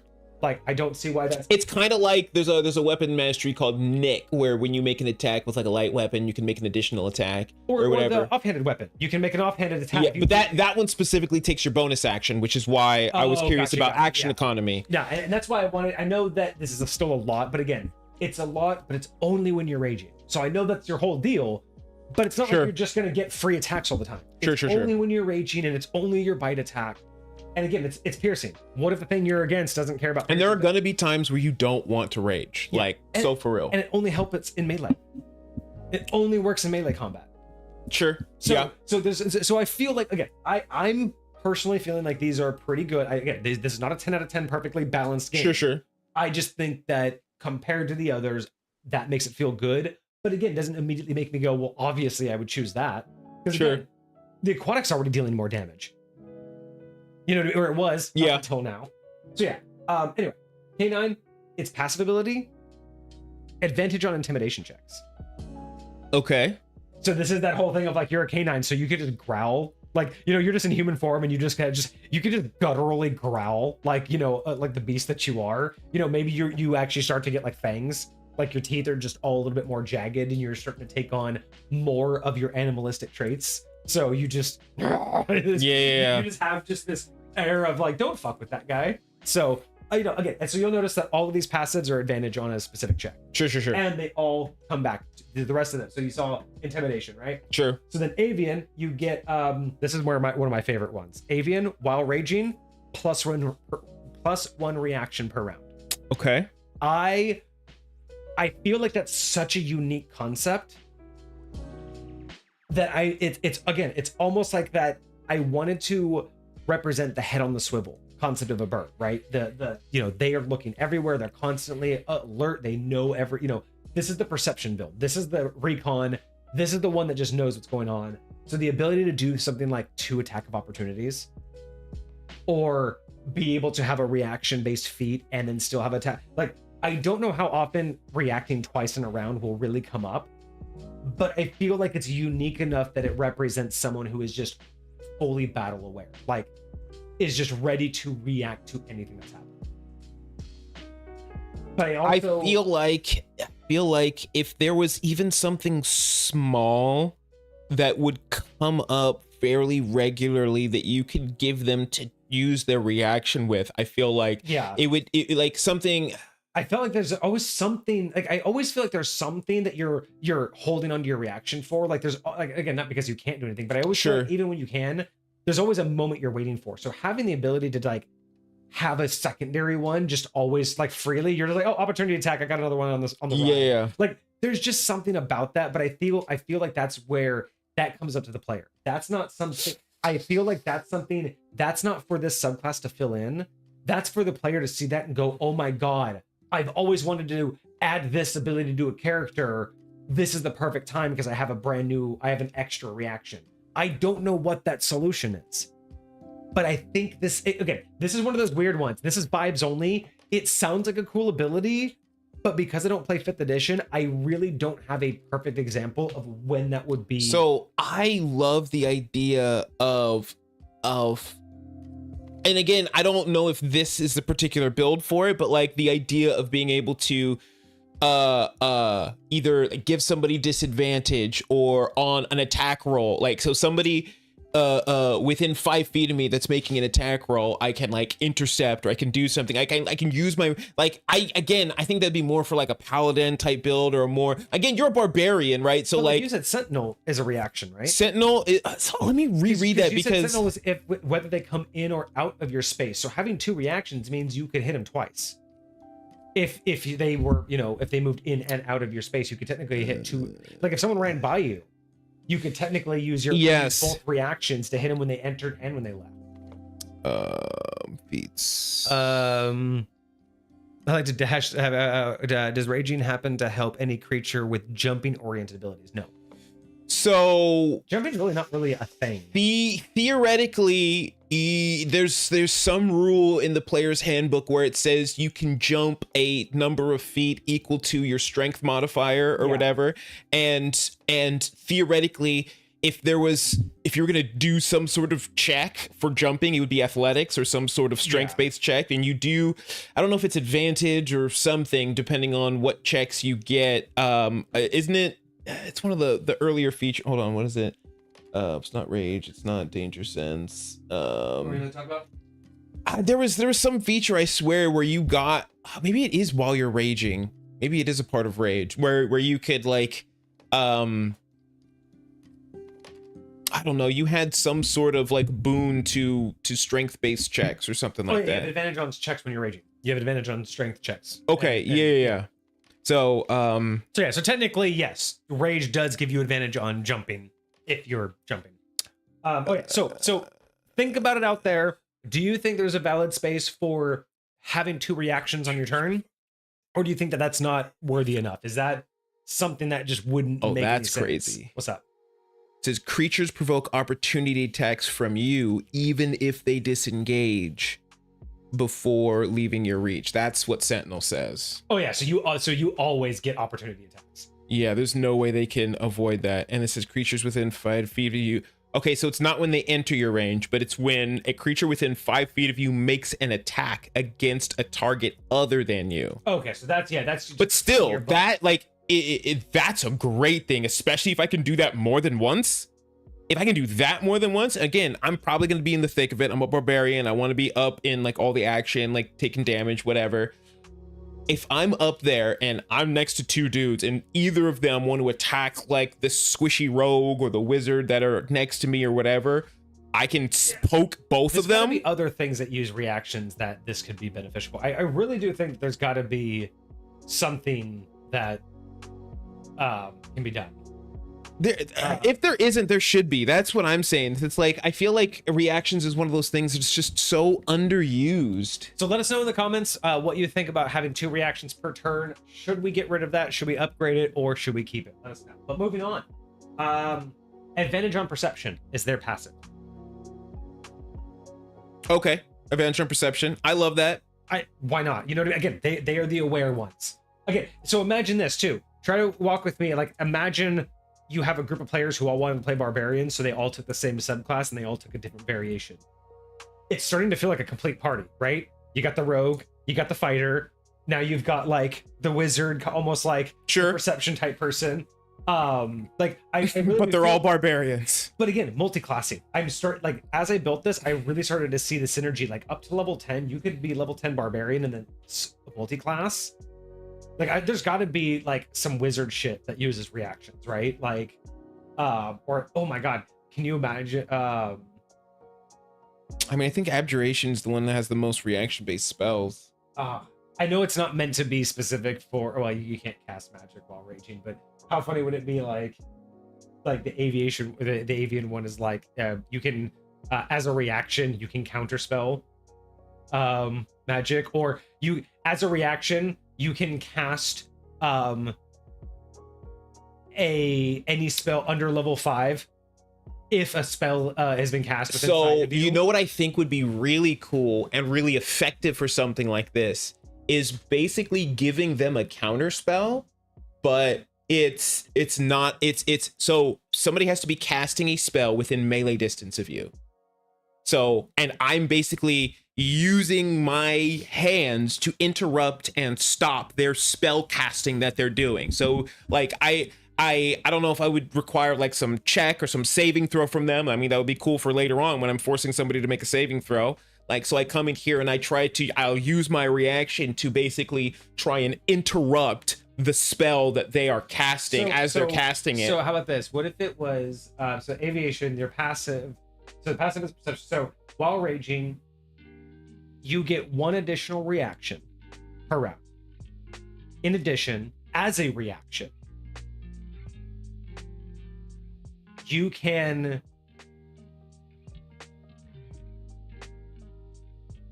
is counterspell a roll? Like, is it actually like a check? So depending upon the spell's level, it automatically counters anything of a lower level. Okay, but so if I cast it up high, if it's not as high, I have to make a check. Okay, so to make it, because this isn't a magic based one, how about this? So you get 1 additional reaction per round. Additionally, as a reaction, you can impose disadvantage on attacks or spells cast or, done within 5 or 10 feet of you. So basically, if the thing has a roll, you can impose disadvantage on it. Essentially, like, again, whether it's flapping your wings, screeching at them, but I like this idea that within 5 or 10 feet, if someone does an attack or an attack spell, you can do something that disrupts it, either imposing disadvantage on the attack or making it harder for them to pull off the spell. So the saving throw ones, you would have to give the person making the saving throw advantage to give the same effect that you're talking about. Well, which would feel kind of hard. That's what I'm trying to figure out. Like, it would have to be very specific ones. So right? Like, what I would say it's a distraction to the person doing it, not to the people being affected. You could say just as simple as you could give disadvantage on any attack rolls made within 5 feet of you. Yes, there we go. That's it. Yeah. So you get 1 additional reaction per round, and in addition, as a reaction to any attack roll being made within 5 feet of you, you can impose disadvantage on. Yeah. Now, would you say if that attack roll that they're being made, especially because you have 2 reactions now, I could do both? I.e., if I had Sentinel, somebody's making an attack roll on somebody next to me, I distract them, give them a disadvantage, and I stab them. It's all action economy. Okay. Okay, so +1 reaction per round, and use reaction to impose disadvantage on attack within 5 feet. That's cool. Yeah, that makes it feel a little bit hefty. Again, this guy is, the whole point of this thing is it's not a crazy fighter. It's just aware of everything going on around it and is able to react to it. Its whole purpose that I wanted the aviation one was, again, I just wanted it to be like, you ever, the idea that birds shut up when a predator comes by, like you can tell when something comes by because the birds will be quiet. It's that shit, right? It's the birds know when something's about to happen. Sure. And I just wanted to represent that. So, a lot of spells are verbal too. Yeah. So I like that. I like attack rolls because it could be a spell. And again, we would put in parentheses like this includes spells, because it's basically if you can impose a disadvantage on it. Yeah. It's doable. Yeah. Cool. See, I knew I needed to do this online. I knew I didn't have it complete. No, we're getting there. We're getting there. All right. And finally, to cap it all off, level 6, the aquatic side gets a +2 to their AC. This could be a shell. This could be thick skin. This could be scales. Again, depending on your... But the idea is you get more damage output, you get more AC while you're raging, and your passive is advantage on athletics checks. Can that AC stack on a shield? Yeah, that's just a base. That's just a static. While raging, you get a +2 static AC. Again, it's to make up for right now. All you've really gotten is the swim speed as a bonus, right? Like everyone else has gotten this cool shit. All you can do is swim. So I'm front stacking you with being hefty in combat, even though you're not meant to be combat focused. But again, you'll see why. Well, actually, you'll see why next, because the next one is where this really gets juicy. But so far, so good. So Comments, questions on level 6?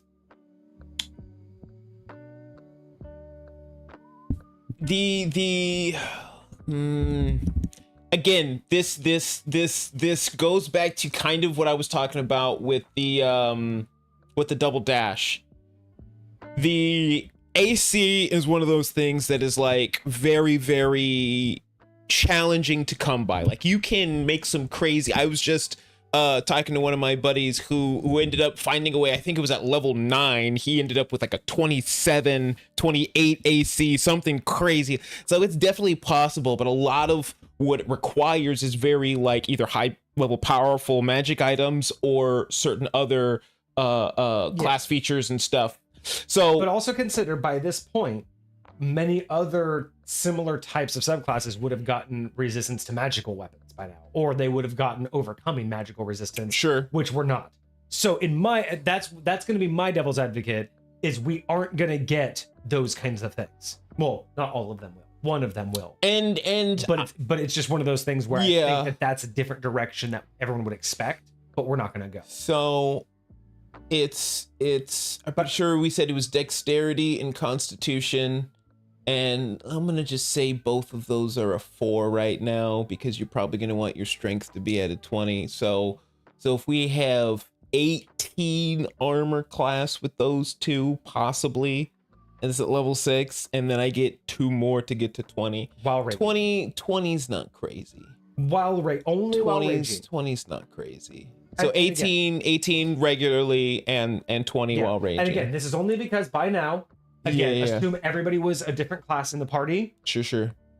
Aquatic feels like, hey guys, they're the only near one. water. What am I doing? Well, you're a tank right now. Sure. Right now, you are the tank. Sure. Because situationally, you might be the only guy we need. I think I just need to wrap my head around it. I think I can get behind that. Okay. Yeah, so right now it's kind of rogue, fighter, mage, tank. Sure. It is kind of where they're all fitting, which is what I wanted, right? I wanted a little bit of a spread. But let's move on to level 10. This is where it gets. So Oh, level but 6, their other piece was just advantage on athletics, you said? Yeah, athletics checks. Okay. So yeah, stealth, intimidation, perception, and athletics are all their passives, all advantages. Okay. Which again, coming up here, 3 of those are the proficiencies that you get from being barbarian. So it all stacks on being a barbarian. All right, well, so that's I think one of my favorite levels. I think that really is one of the levels that really like shows off what's really good. But let's move to level 10. So level 10 is going to have a base big upgrade, and then everyone's going to get 1 additional power. Okay. So when it comes to level 10, when you rage, you can take full form. So it's still a choice. It's not automatic. You can still just take what you've had so far. But starting at level 10, when raging, you can start to take full form. Basically, you go full wear. You just wear out, right? Wolf out, whatever. In full form, all stats. This. You might not like me for this one. This one we may have to adjust. But all stats get a +2, just across the board to a max of 21. So you can't max that beyond 21. But essentially, you wolf out. Strength goes +2, dex +2, everything +2 for the duration of your rage. And again, rage can only go 10 minutes. How do you feel, depending on what your purpose is for this, about Mine could be a +1. I don't mind that either, but only physical stats?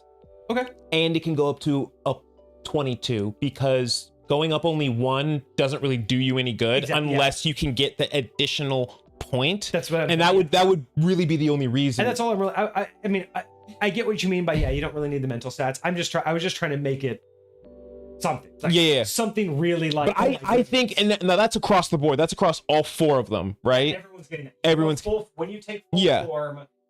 So physical. So you say physical stats to 20. So physical stats plus how much? +2 up to a maximum of 22. Rip. Why? Disrespectful. That's all right. We'll get it. I got you, bro. Yeah, you might go get that. All right. Well, I'll write this while he gets the.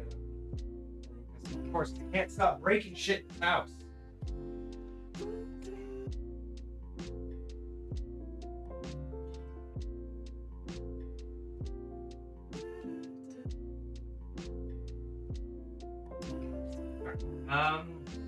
So we wanted the +2 physical stats.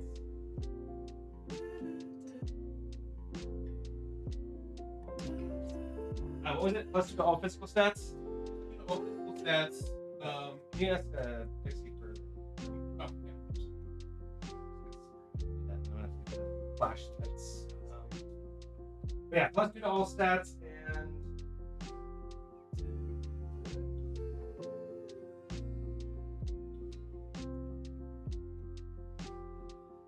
Yeah, I broke more stuff.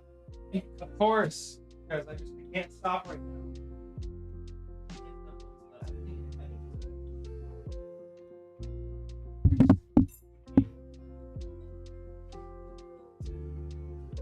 We have a glass situation, everybody. Hang on.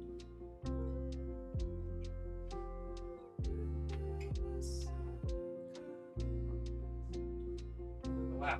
Water went all the way. Oh, it's the last one.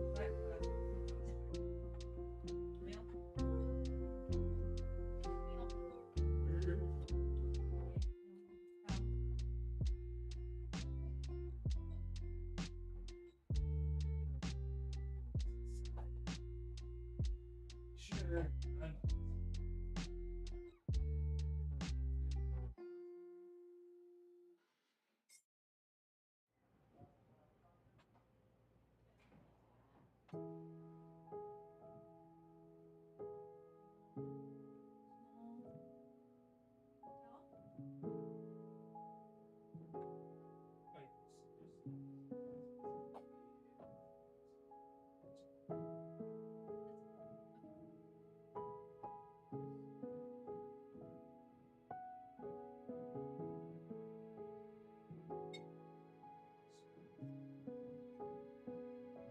Sorry, everybody. Hang on.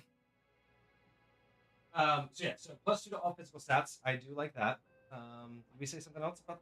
And then he can go up to 22. Oh, up to 22. Yeah, because it'll actually get you that Max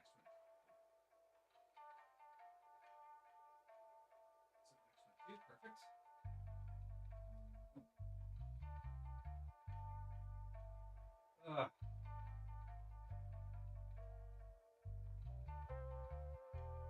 I'm clumsy, everybody. Don't worry about it, though.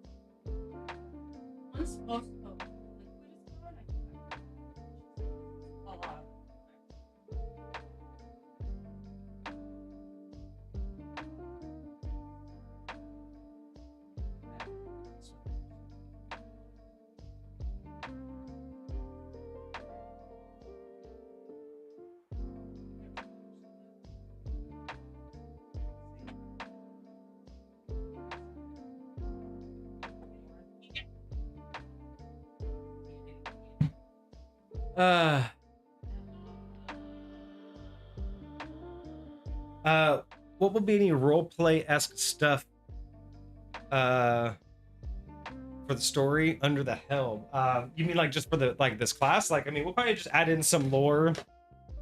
Kind of like how they do with the dragon lineages, that it'll be something akin to like a blood lineage. So maybe, you know, like once upon a time your bloodline was cursed with lycanthropy, and so during your rage, you know, your blood boiling, you know, triggers some manifestation deep down, and an ancient fragment of the lycanthropy manifests in your rage, and you know, pull that out. Because I feel like it's better to go that direction than like a druid, like, you know, you're just tapping into the primal forces. I feel like that's played out. I like this idea of like it's an ancient blood curse, kind of like, again, dragon lineage, right? This is a ancient lineage that happened to you, and it's coming out because you're raging, because you're forcing the blood, you know, to course through your veins. That's my interpretation of this. All right, we all good? I think we're gravy. All right, we'll get the rest later. We're almost done here. We only got one more level to talk about. Okay. Yeah, we will.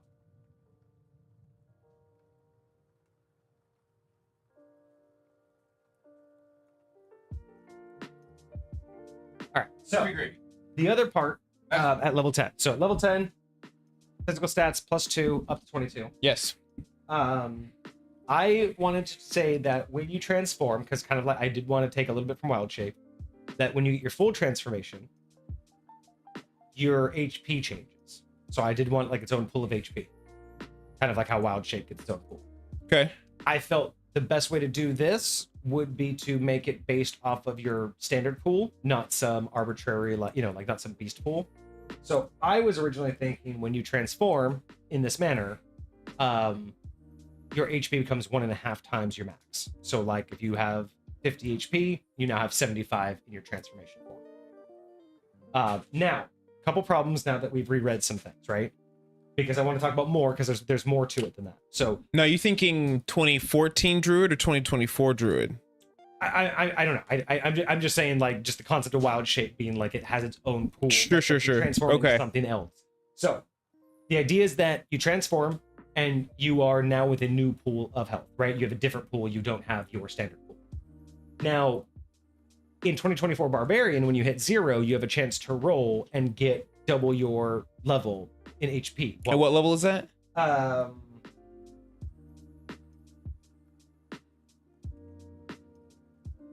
It's Rage Beyond. Level 11. So right after level 10, starting at level 11. So right after this level, you're going to start being able to drop to 0 HP.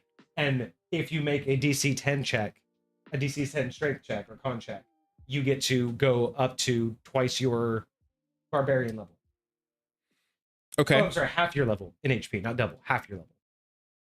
Okay. So keep that in mind. But what I was thinking, Wait, half your level. So at level 11, it would be 5. it's either half or double. Let me look. I think it's half or double. Level 11. Relentless Rage. If you drop to 0 hit points while you rage is active and don't die outright, you can make a DC 10 Constitution saving throw, and your hit points instead change to a number equal to twice your barbarian level. Yeah. So what I'm thinking is that. So you get extra HP when you transform, and when you hit to 0, if you transform on your own, if you just choose to transform back, or it ends naturally, you go back to whatever health you were before you raged. Sure. So if you have 50, you drop down to 40, then you raged, you go up to 75, you drop down to 20, but the rage ends, you're back up at that 40 you were at. Sure. If you're dropped to 0, similar to Wild Shape, you're forced into your natural state at half the hit points you were at when you transform. So if you transformed with 40, went up to 75 and got dropped down to 0, you transform back normal, but you have you have 20, not the 40 you left off. Sure. That was my original. So I wanted to change it up and make it a little bit different because every other barbarian is going to get actually kind of like that for druids, because I hate how they redid druids as to just giving a bunch of temp hit points. Mm-hmm. And then you can stay into your form all the way down to 0, but once you go down to 0, you and your original form are both unconscious. Yeah, I kind of like this basically, like, again, I'm thinking about being a werewolf. I like you being knocked out of your werewolf form and still being like, oh shit. Like, I want to feel a little different. I do think it would be very interesting. I love the half hit points, but I think it'd be interesting if you stayed unconscious, getting forced back to that form, because you got knocked out in your beast form. And so, like, you're out. You're not, like, yes, you have hit points left. Like, you're not instantly dead. You can still be forced out of your transformation. I'm just talking about, like, if you're fighting and you get dropped down to 0, I like the idea of going and, because again, regular barbarians just drop, like, it's still part of that. But to make the transformation feel more werewolf-like, sure, I kind of wanted it to be like you'd come back to your regular form, but at half the points. But maybe that's too much. Maybe that's the whole point, is maybe a secondary pool isn't good. So maybe it's just, I like the idea of a secondary pool, but I don't like the idea of 0 consequences when you come back to your normal form. That's how it used to be. So the halving of your hit points is, I think, a phenomenal idea. So if you that's always so when you transform, your HP becomes 1.5 your max, but when you go back to half of what you had when you transformed. Correct. So if you transformed at full HP, when you come back, you're coming back at half. Doesn't matter. If I got brought down to 0 in my new form. Oh, I was saying in general. I thought we were just talking about you wanted a cost, period. No, so it's like, if I still had health when I was finished raging, like, there should be no reason why. True. Yeah. My now, if I only have like 1 hit point left, like, maybe.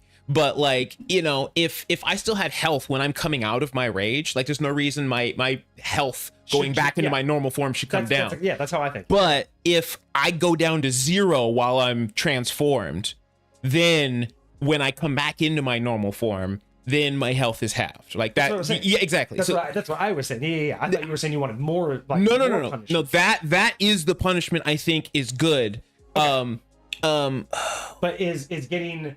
Should it be 1.5, or should it be your hit pool becomes your max? You know, just like I definitely think your hit points should and could increase. Like, I think it would be interesting if it was just like a number multiplied by your level. So it would just go up every once in a while, but it would be like, imagine if it was like 10 times your level, right? So at level 10, you would have 100 hit points, right? It's not even a lot.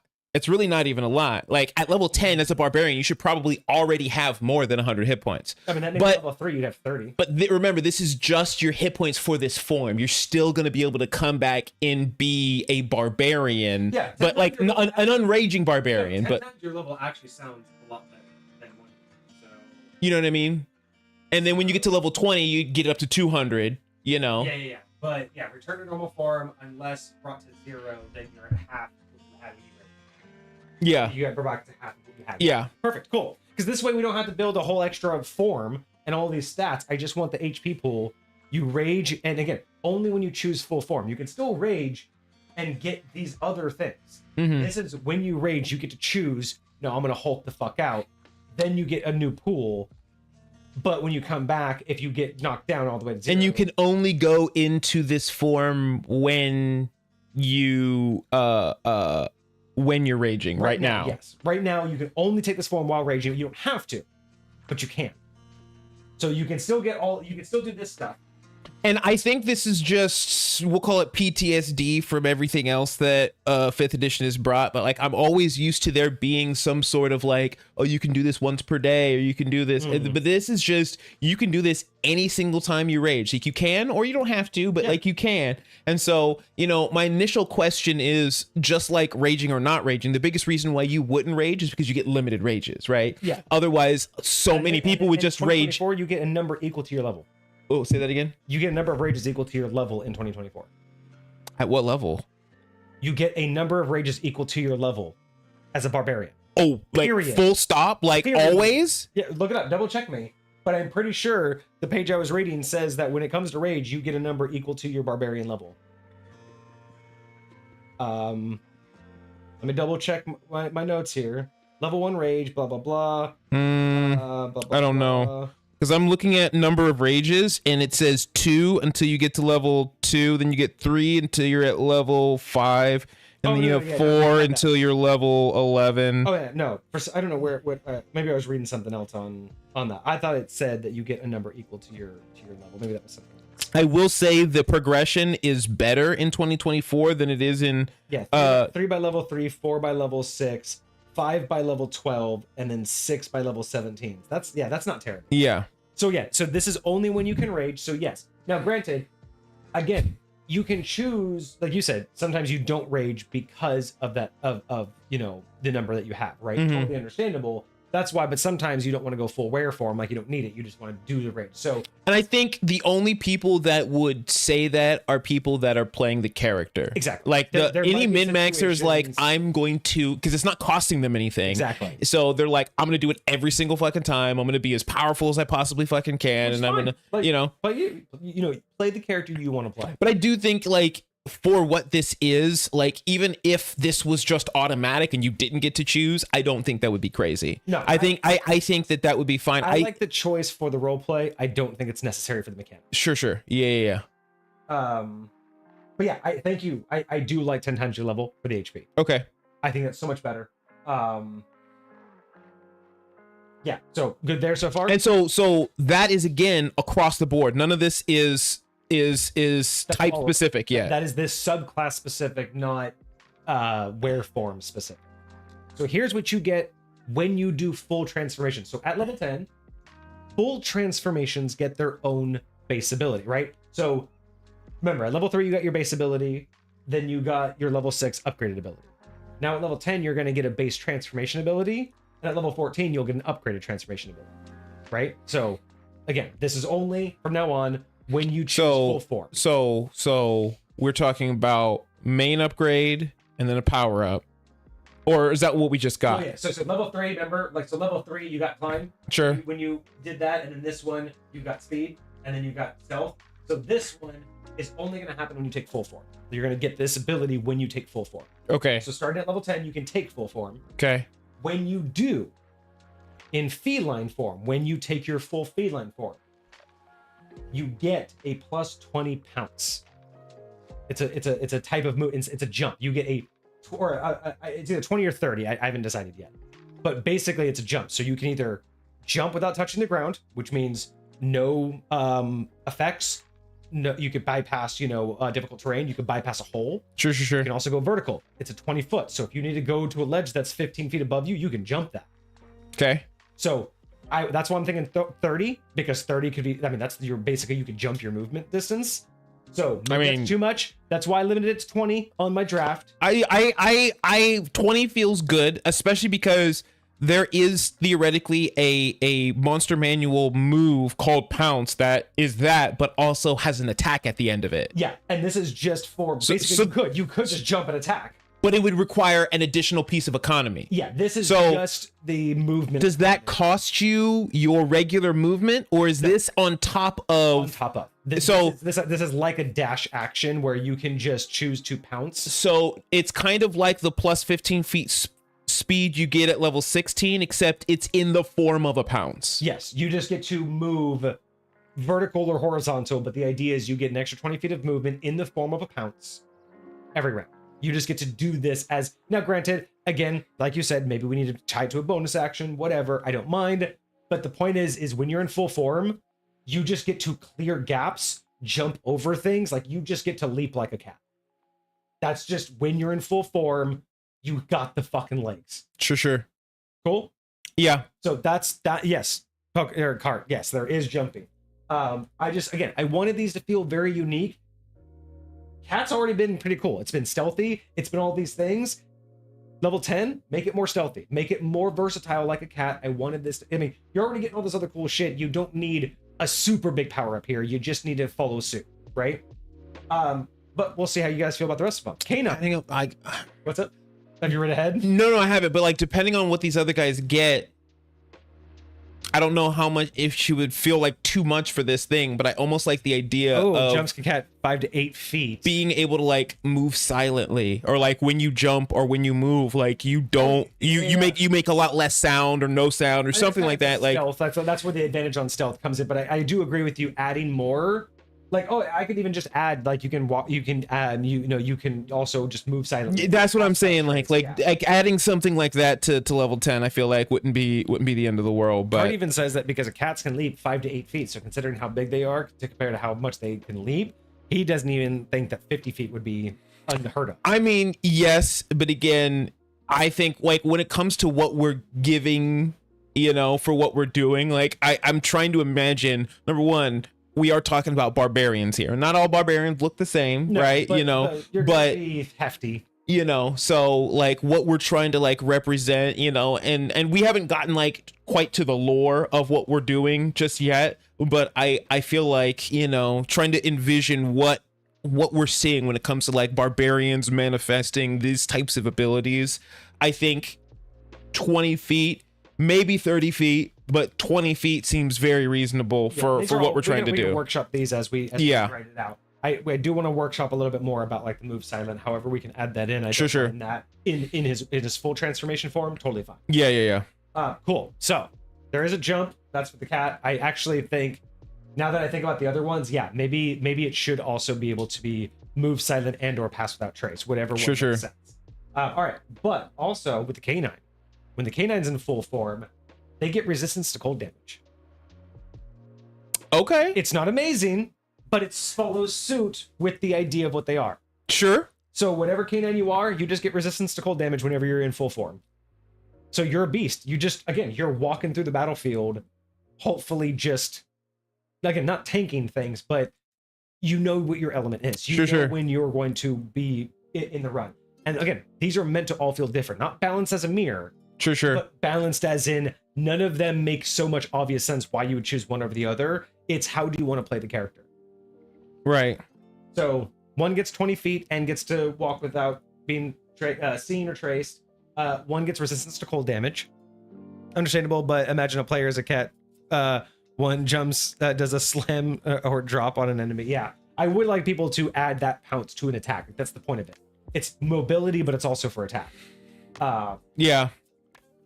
But we can also even add along with the pounce, if you wanted, if not the silent part, the thing where they can actually take less fall damage, like the monks. Because they can pounce so much, they should be able to take less fall damage on higher falls. Okay. But yeah. Okay, so full form. This is where it gets fun for the aviation, right? You want to be an avian. Of course, what's going to happen in full form? Yup. You're going to unlock flight. So, let's go. I think it's a great place to do that too. Yes, at level 10, when you rage and take full form as an avian, you gain a flight speed. You know what's funny? To your base speed. Canine's the only one that hasn't gotten a speed. Climbing speed, flying speed, swimming speed. But like, I mean, they get speed, but like, hey, they haven't like gotten a new speed, like burrow speed or something, you know. True. Which again, but dogs, I don't think of them as like absolutely speed. I think of them as like yes. But you're right. That is actually funny. I didn't think about that. But yeah, so you gain a flight speed equal to your base speed, and remember, your base speed has already gone up by 10. Yep. So if you started at 30, you at least now have a flight speed of 40, bare minimum. Yep. Not including anything else you've done to your speed. Again, can you imagine a race that already you chose a race that gave you a plus 10? You could have a 50 fly speed. You know what? What were we talking about just a second ago? The tabaxi. Imagine you're a tabaxi, but you go the avian route. Like, you know what I'm saying? Like, it's so freaking. How funny is that? You could be a tabaxi, yep. but be. He's like, nah, I got a beak, bro.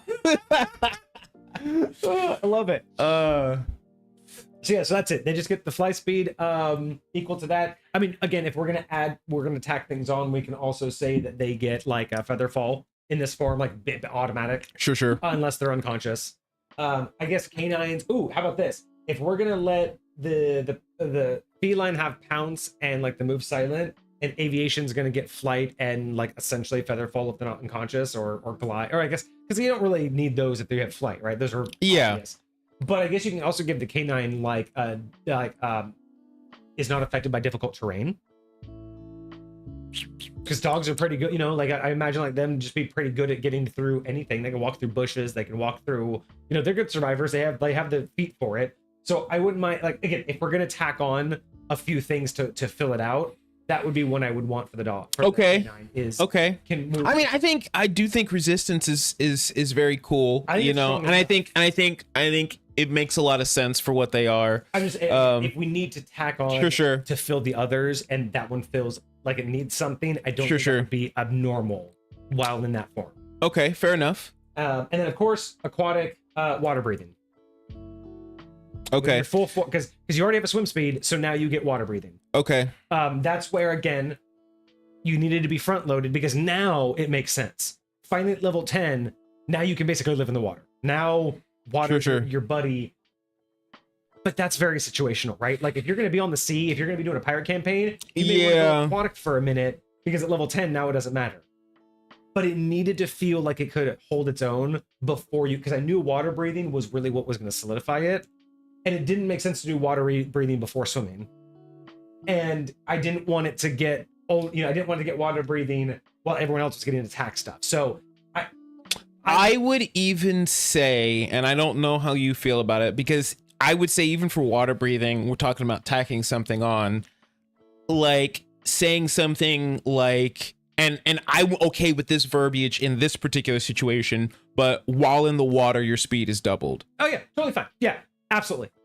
Like while in the water, your speed is doubled. Like not only can you swim speed, your swim speed is doubled. In where form you have water breathing and your swim speed is doubled. Yes, because we already know your swim speed is equal to your base speed. Yep. Then it's doubled in this form. That's it. So water breathing. Yes. Swim.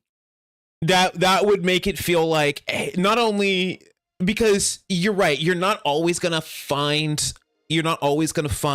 water, but I will say the second I see water, I'm thinking, how can I use that? Yeah. And the second I see water, I'm thinking, how can I take as much of advantage of that as I can? And so, you know, I'm not always going to be out at sea, but I might be able to, you know, hide myself in this place, you know, avoid like certain fire damage or something like that by being able to stay under the water. Like, who knows? Yeah. Like, so I think there's definitely a lot to be said for what you can do with that. And being creative, but again, it does play into the situational / utility aspect of what that build is going for anyway. So yeah, but hopefully that makes sense why I front loaded it with extra attack and defense, because it was going to be a while for it to manifest.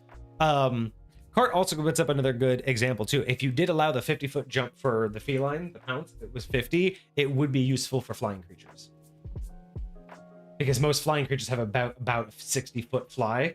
So more often than not, you'd probably be within range to take them out of the sky. So not a bad argument. That is very true. How many other times are you really going to care about 30 versus 50 feet? Like, what's 20 feet in a jump for a DM? Like, how many situations are really going to be solved? For because you have an me, extra 20 it's less of the fact that it's just that it's just basically additional movement. Now, I would also say that specifically because of what it has to be in a straight line. Like that 50-foot chunk has to be in a straight line because it is just a jump. So that would help limit it to a certain. Yeah, you're not like zigzagging like ninja jumping off of shit, but like so. But I get you.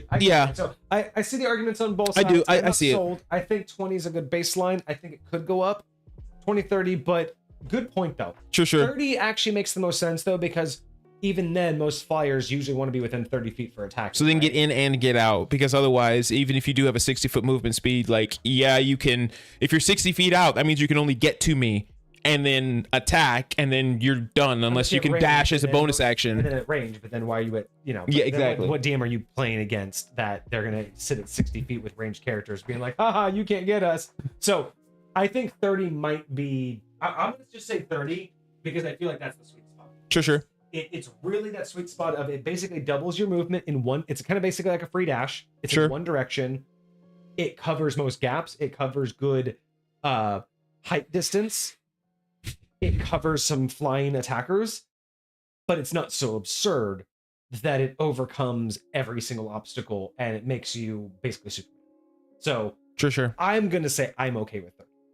I think that's the argument I needed to know that 30 was okay. Is flying would be great. Flying, absolutely. You jump up and just stab them. That is honestly a very, very valid point of what I honestly feel like sucks as a lot of melee characters, because it's like, as a barbarian, everything I want to do is strength based, and everything that's ranged is dex based, right? And so like, if I even want to throw something, that's my dexterity. If I want to use a bow and arrow, that's I'm like, no, I need my strength-based stuff. So if I can jump at you and claw at you and do some shit, like, absolutely. If you are the ranged attack. Absolutely. Dude, imagine myself into a ranged because here's how this would look. Here's how this would look, right? I totally agree. You should have some form of resistance to fall damage for a certain space, because imagine you could jump up this 30 feet. Now, you have multi-attack by this point, and traditionally, you can exchange any one of your attacks for a grapple, right? So if I want to grapple this person, we're in the air, I'm now latched onto you in the air, and I'm either you're coming down with me or you're keeping me up. Either way, I still get to attack you, right? And again, I'm curious as a DM, like, how you would rule that. Like, if they have hover. If they don't have hover, you both are falling. Or they would have to choose strength to get out or dexterity to stay afloat. That's how I would rule it. If you're a flyer and you have hover, it doesn't matter because you're just gonna hover. But if you don't have hover and you are a flyer, you have to choose. Do you make the strength check and do a grapple to get them off you and then hopefully you recover? Or do you ignore the grapple and try to stay afloat with both of you and have a disadvantage or some sort of... Just have your movement speed, basically, because I would treat it as you're carrying somebody. Yeah, but I would also make it the dex to make sure that you're up, like you stay up. Sure. But once you make that check, then yeah, you'd be slow. I would also say it would depend on the attacker of how smart they are. Imagine like whatever creature they're going after, like, are they flying with wings? Are they flying with like? If I'm grappling and I choose to grapple your wings instead of your arms, you know? Yeah. Okay, so I these are actually turning out really good. Yeah. I like these. Okay. Final capstone. Let's talk about that. So level 14. I'm kind of happy with this one. We'll see how you. So at level 14, because remember, this is the capstone for the subclass. You get a couple other things after this. You get you get a boon. You get a +4 to your strength and con at the very end. Keep that in mind. But at level 14, I think that the best part about the were form is, again, this is the most this is the closest we've ever gotten to a playable werewolf. So let's capstone it correctly. At level 14, you can now transform without the use of a rage. Okay. So you don't get any of the rage benefits, but you do get to get your full form. Now, there will be verbiage that all of this stuff, like the claws, all this that the previous said while raging does happen in transform. So yeah, there will need to be like the things that you get while raging and the things that you get while not raging and the things that are a part of raging, you know. So basically everything here will all happen. Like everything we've talked about that happens in wear form, you will get in your transform. You just won't get any of the +2 AC. Or is that while raging? Well, it's while raging until you get your transformation. So that's my question: is once I can transform, all of this becomes part of transformation or raging. Remember, because you can choose to transform or rage. So at level 10, if you rage, this still happens.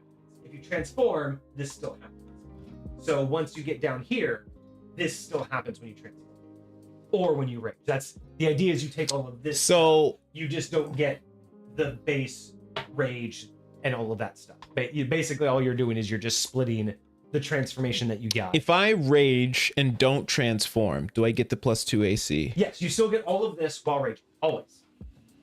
This even if I am not transformed. Yes, you can remember. So if you're level 12 and you want to rage but don't full transform, you still get all of this. You just don't get this. That's the only thing. This is just a new form you can take, and you get more benefits using it. But the second I do transform, even if I'm not raging, I still get the top stuff. Correct.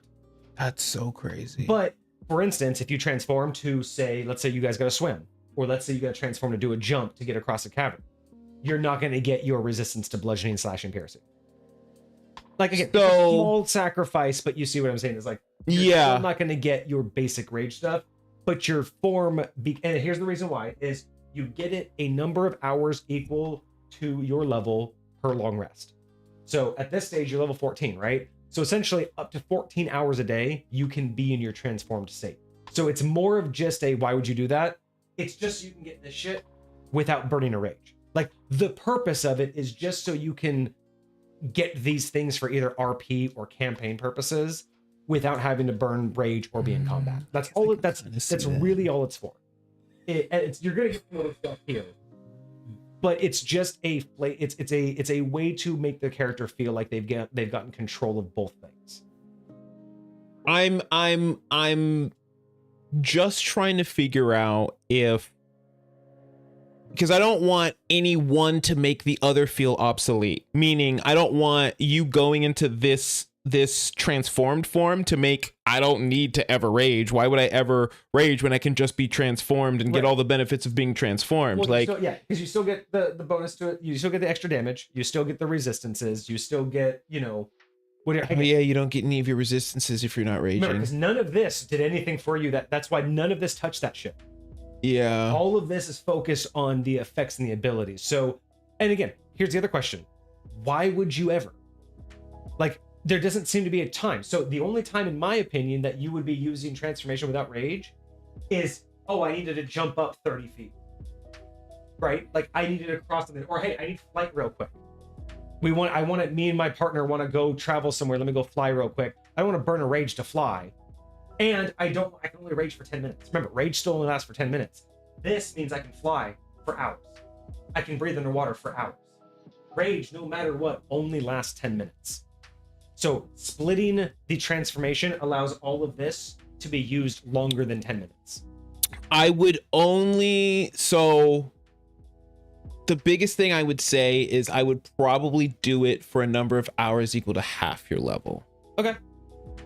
And so it doesn't feel like at level 14 I can do it all day, basically, because like having something like your mage armor up for 8 hours is basically I can have it up all day. Yeah. Right. I like for me, I just don't know. Again, it's more of is that gonna harm anything other than roleplay? Like again, the idea is, you're getting all that stuff, but again, like until you're in combat, most of this doesn't. And is it one of those things where it's like it's a meter, so like I transform for an hour and then I transform back, I still have this many hours left? I look at it as it's a hour slash as many times as you want, right? So you can do it for an hour as many times as your level. So at the end of an hour, you can just re-up it for another hour. It's more like however you want to word it. The idea was just that you can transform to gain those few benefits out of combat without burning. Now, granted, I don't know if we need to do that because granted, you do get to reset your rage counter at the start of every combat. When does that happen? Level 15. So that's after this. It's not until after you would be able to separate them that you get a new persistent rage. When you roll initiative, you regain all. Yeah. So again, I don't know how much this matters because you're not really worried about burning all of your rages if you are able to. That means you got so crazy. That's so crazy. But again, my whole point was that if you're a werewolf and you technically have control over it, who doesn't want to be able to wolf out on command? Sure. And I do believe that there will be times where someone will want to fly or jump or breathe underwater. No, but they will decide it's not worth burning it. Now, granted, that's exactly how I feel about wild shape for so many reasons. And I wish you could turn into smaller things without worrying about burning an entire use of your wild shape and type shit like that. And we can even say this. At level 14, you can transform without rage only to gain your level 10 abilities. We can even lock it in to where you don't get any of this unless you're raging. This is always while raging. But this, you can get your full transformation and your level 10 That's abilities. kind of what I was initially thinking. Would that feel better? Yeah, it would feel a lot better. You're not walking around with a bunch of AC and extra attack. I'll say, I was going to say mostly just level 6. Level 3 I'm kind of okay with because you're going to have your claws. You're going to have your claws. Like, let me swim, let me climb. You know, what are the other two ones that we talked about? What does K9 get? Dash actions. That's a bonus. Yeah, you can be fast. And then avians are the initiative. That's specifically combat anyway. So again, and that is actually specifically tied to your, that'll actually be interesting. Yeah, because that's specifically tied to although you can be transformed already when that happens now.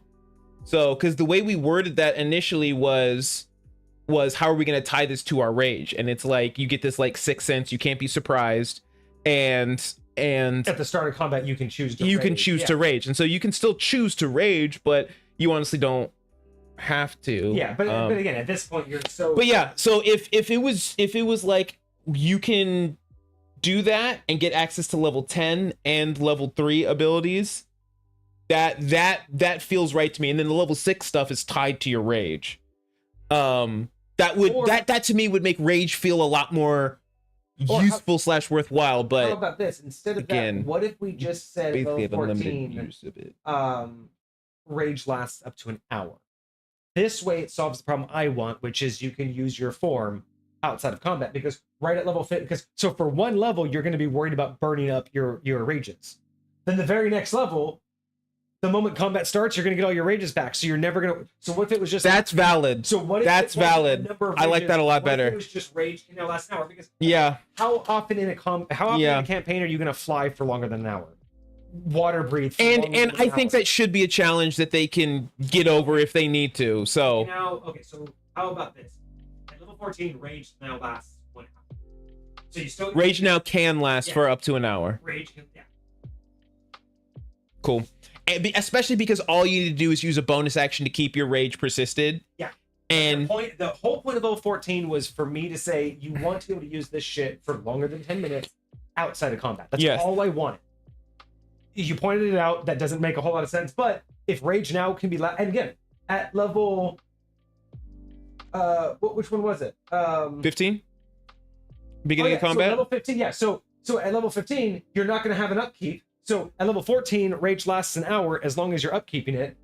And then a level later, there is no upkeep. And your counters reset. Wait, there's no upkeep either? Yeah, rage lasts for 10 minutes with no upkeep. So technically, this will mean that you just don't have to use your bonus action to persist it anymore. Yeah. But this will basically just mean that this will now be able to. But see, same thing though. So at level 14, you know what sucks? Is at level 14, you can go rage up to an hour, but every 10 minutes. Or no, every round, you still have to upkeep it. Every 6 seconds, you have to tell yourself, I want to rage for an hour.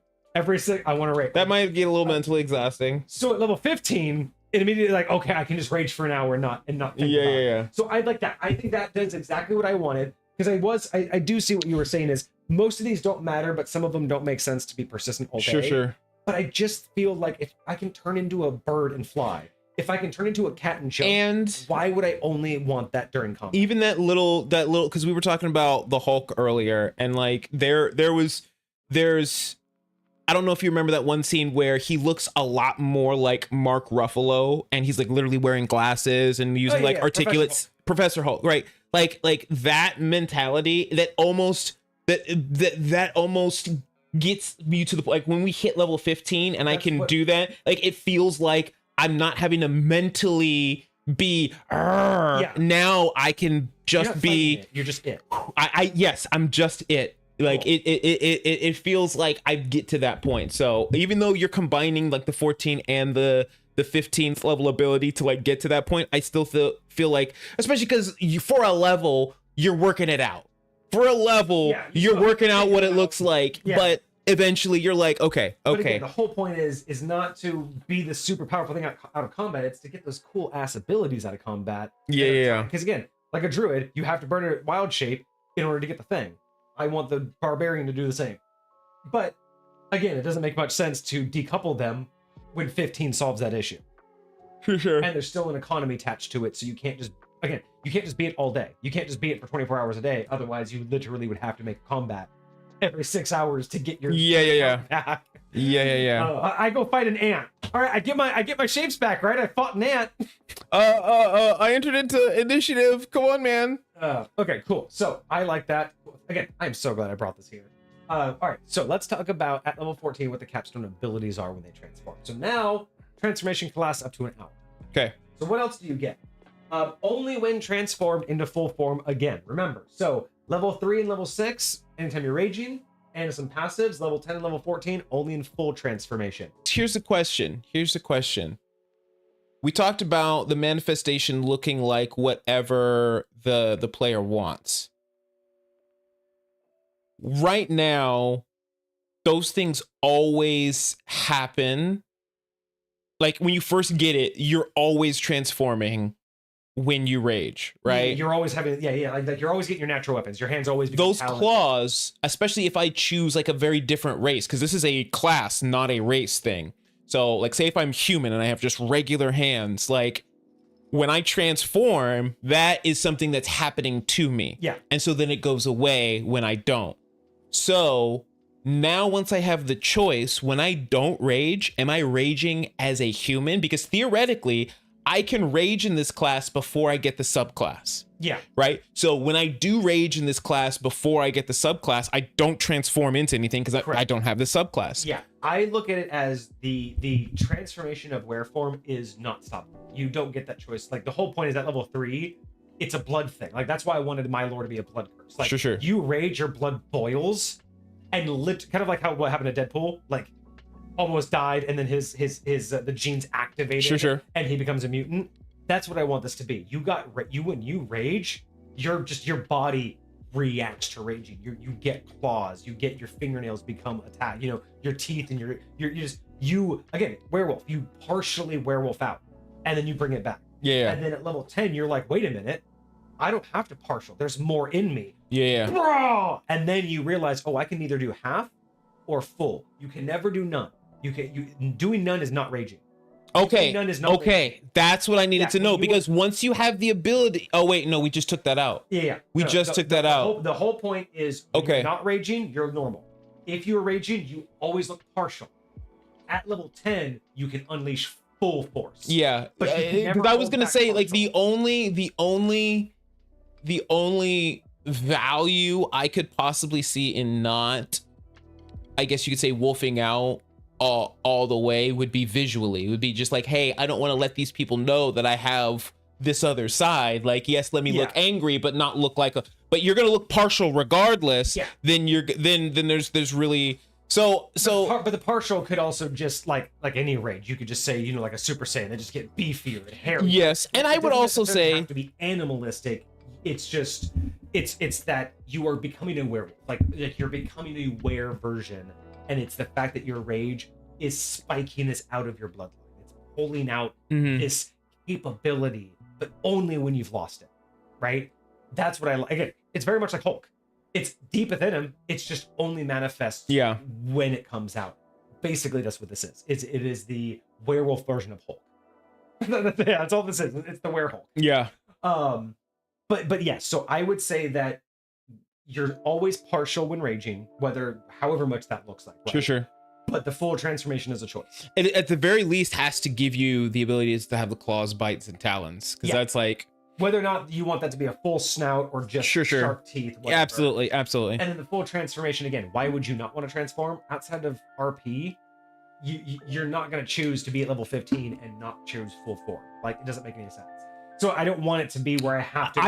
I'll say a big thing for me would be the entire idea, and I see this a lot in like anime and stuff like that, is what do you want to show your opponent? Say this person's never fought you before. Yeah. Say they don't know what you're truly capable of. And you rage and you show them your tiny little claws and your tiny little teeth and all this extra stuff. And they're like, "Oh, I got this person. Let me show you what's up." And then all of a sudden, halfway through your fight, you finish wolfing out.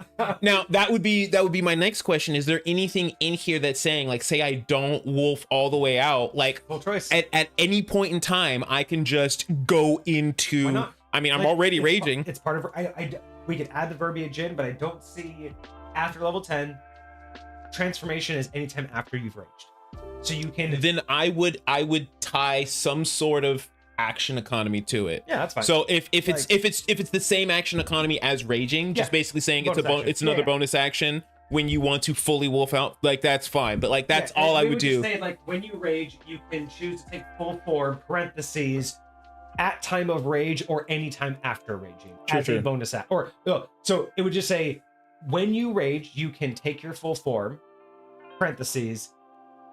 If taking full form after you have raged, it costs a bonus action. So sure. At the time, it's during the rage or it costs a bonus action. I love that. We can totally do that. But yeah, I like this idea of I want there to be this step up program for reasons, but I just don't think that we need to say, well, if you're not in full form at level 14, you're going to get this. But if you too much, too complicated. Yeah. If you don't want it, there's reasons. But if you need it, you have it. You can just instantly gain all that ability. Cool. So rage lasts an hour.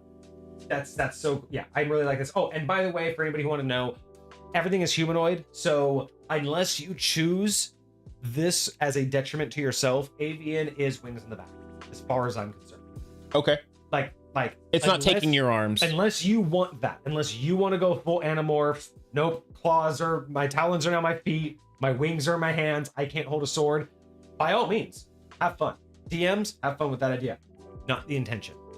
This is, you want to be a falcon, an eagle, you're spreading. Out of curiosity, are the talons meant to be the feet or are they meant to be the hands? It's still the hand. It's still okay. That's what I thought. Okay. It's supposed to just, again, it's supposed to do slashing, piercing. That's why I call them talons and not just other claws. Sure. I just wanted to be able to get different damage types out there, but it's meant to be melee attacks, not. I mean, feet are. I mean, if you're a monk, it's fine if you want to. Sure. I'm not against it. It's just not. And again, maybe we could put like a parentheses, hands or feet. Like sure. But again, I don't want to be that harsh. I want this to be what makes sense to you to build. Yeah. If you're a monk, I guess you can't. If you want to do a monk crossplay, heck yeah. But I didn't want it to be that. Oh, we had a couple questions though. I did see a couple questions from Cart. So like, would Lich or pureblood werewolves dislike these breeds? I feel like these would be treated kind of like the Lich. Why would Lich care? Yeah, I don't think or lycan. I think it meant lycanthrope or whatever. But okay. I think I think these would be treated just like the dragon lineages of dragon households. I think there would be a respect, as in you are of our blood, but you're not us. Like, so you're the same kind of descendant, but you aren't purebloods. So real werewolves would maybe be like, I see a cousin. They might look at you as a bastard cousin, like, so real lycanthropes would recognize you hold the disease, but they wouldn't look at you as diseased. They would see you as, a descendant of a diseased one. So some may, respect you for that purpose, kind of like, oh, you're from the homeland kind of thing. Sure. But I think most would be like, you're too far gone from the homeland to be considered one of us. But who knows? Maybe some would just be like, holy shit, you're one of us. That's good enough for me. You can control it way better. I gotta wait for the moon. You know what I mean? Like it doesn't. I think you could say it most ways, but I think most of them would treat it as you're of us, but not one of Yeah, and I honestly think that'll be something that is very much dependent upon the world that you end up playing in. Like that'll be a question for the DM at that point in time, because who knows how others, like how that DM, you know, incorporated it into what their world actually looks like. Oh, I totally forgot to swap this over. Yeah. So, yeah, good questions. I think you can go a lot of different ways, but let's talk about the final capstone abilities. So now you get rage lasting up to an hour. Awesome. That just basically means you can use these powers all you want. So last powers in full transformation for the feline. Your speed is now a +20 instead of a +15. Oh, so it modifies that one. Yeah, not on top of. It's instead of a +15, it is now a +20. So you get an extra 5 feet of movement. We could go up to an extra whole 30 and do a whole ass double, but my point was just you get more speed. Yeah. And your pounce goes up to 30 feet. So I was intending the pounce to increase as well. Okay. Starts at 20, goes to 30. Again, we could modify those. We might even be able to change it from 30 to 50, you know? Actually, maybe that's what it is. Maybe it starts at, so we did start at 30. Yeah. So maybe it goes from 30 to 50. And I honestly don't mind the doubling of the level 6 ability from 15 to 30. Okay, and this goes to your speed now it's +30. So that's cool. So the feline's just fast as fuck. Yeah. And gets to pounce 50 feet. So again, all about movement. The entire time I said stealth and movement. This thing. Now. Oh, never mind. We changed it. I keep going back to what happens if you're not raging, but we're it's always raging now. Still always raging. Okay. Again, I still think that was I think that was the right call. I do. It just makes everything so much simpler. All I wanted was I was just trying to figure out a way to make sure that we could use these cool abilities outside of combat. Yeah. All right. So the canine, we already changed it, so they can only dash as a bonus action. As a reaction, they can dash as long as an enemy attacked or moved. So my original goal was to give them yet an additional dash, like one more. I think that's kind of out. Like I don't think that really is gonna work. But what do you think we can do for the canine? Because the other option is they get another bite attack. So now they would have 2 bite attacks during their turn. But we already kind of fixed the other one. So canine now needs a capstone. Because I feel like these two just don't make sense for how to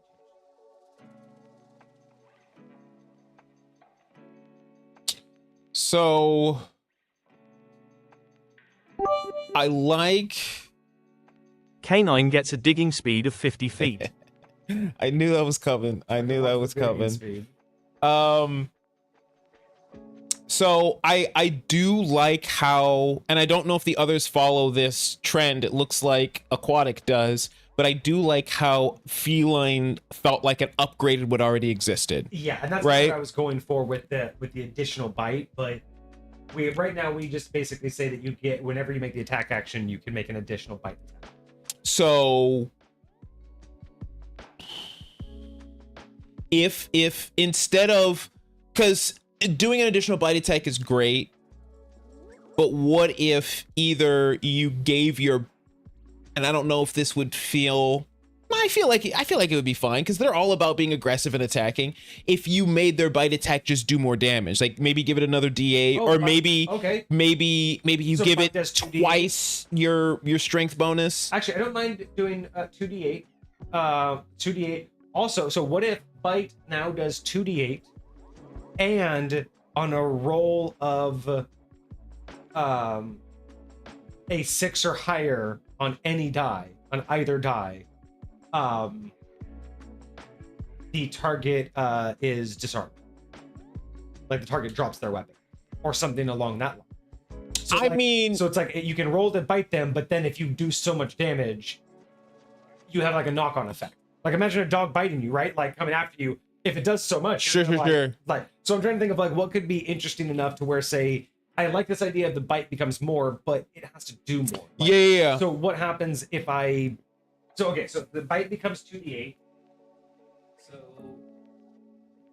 I hear where you're going with it. I'm thinking of a couple of things that already exist, but I'm thinking of like how we could do them differently and are better because, you know, what's a pack tactics allows you to knock somebody prone. Yeah. But I'm thinking something. Card suggested being able to instill fear, like a growl that you can I don't mind that.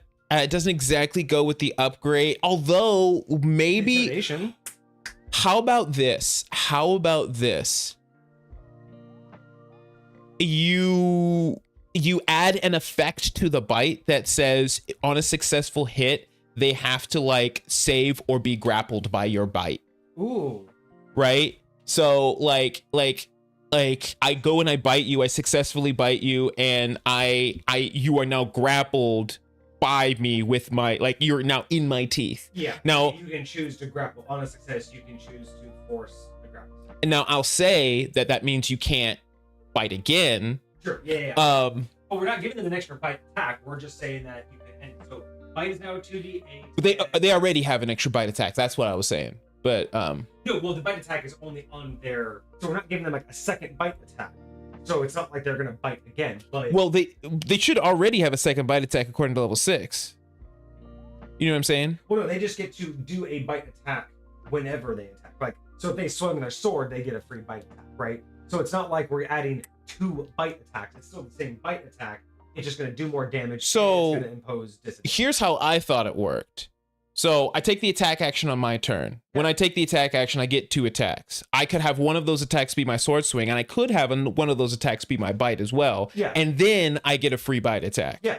So I could, yeah. You 2 bite attacks. We're just Correct. Yes, you still have your free. So this is just upgrading that, but on the hit allows you to choose whether to grapple. And all I was saying was that if I did use my bite attack or as one of my regular attacks, I couldn't then do another bite attack because then I would have to let go and like bite down. So okay, so on hit you can grapple. Yeah. Okay, so yeah, so your bite becomes 2d8 and you can grapple it. I think that's fine. I think that kind of goes along with the ability because there's not too much you can do other than the fear condition. I don't think there's much else you can do with intimidation. So I think that's kind of the closest. But again, you do want this thing to be in like melee combat. You do want this thing to like force people around. Yep. Cool. Okay. Boop, and then this was 2d8. All right, so And then this might have to be changed a little bit. Originally, I was gonna add yet another reaction, but I don't think that's gonna make any more sense. I think having just 2 is fine. So I don't think having a third would make any sense. Like, unless again we found a way to make them do capitalize something. on it. I mean, they already kind of can do something, but like, because they can already like distract. But I don't think doing that 3 times is necessary. How did we say that worked again? So they get an additional reaction. And as a reaction, whenever an enemy makes an attack roll, they can impose disadvantage within 5 feet. Got you. So Okay. I don't think giving them 3 reactions to do that really. No. But I do think there might be something to, again, like we were talking about earlier, upgrading 10 feet. Possibly going up to 10 feet. Because you have a bigger wingspan, you have like feathers and stuff. So, sure. So we can at least give that 10 feet.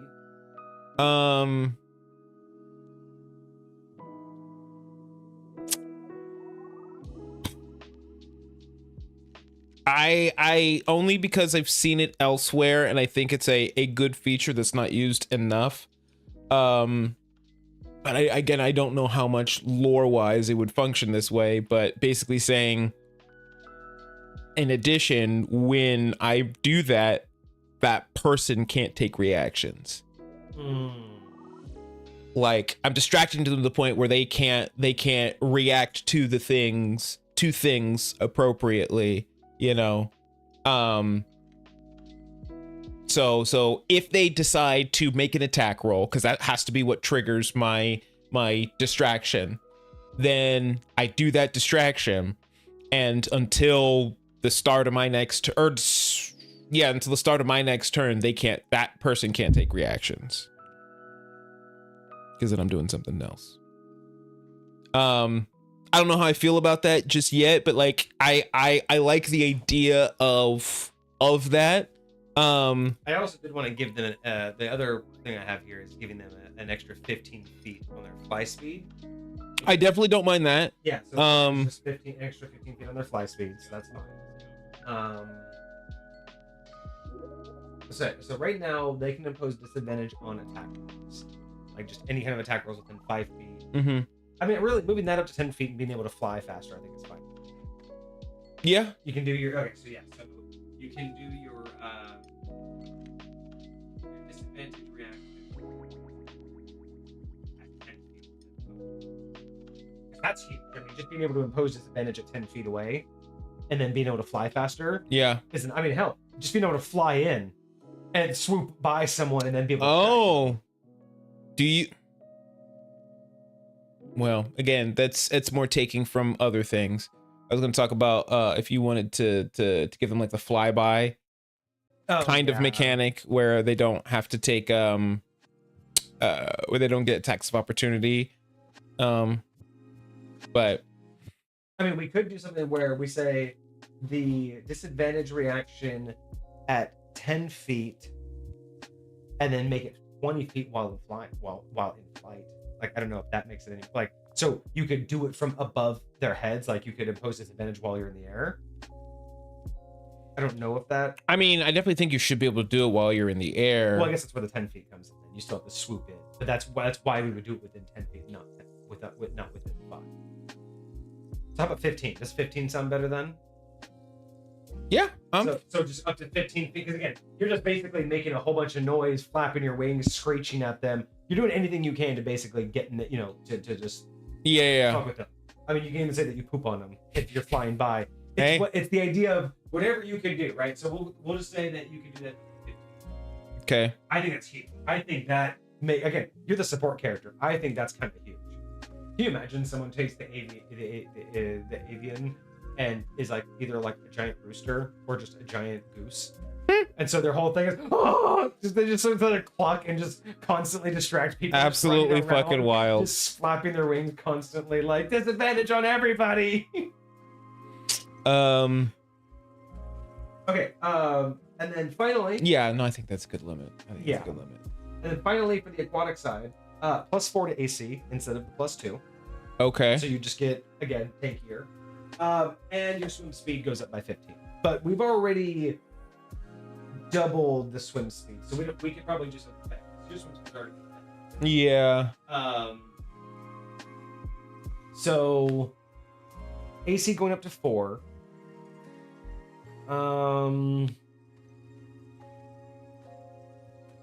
What else would an aquatic-based creature really like to have as like a nice little capstone? Other that that would really tie in, because we already upgraded the AC. It can double its swim speed. It can breathe underwater now.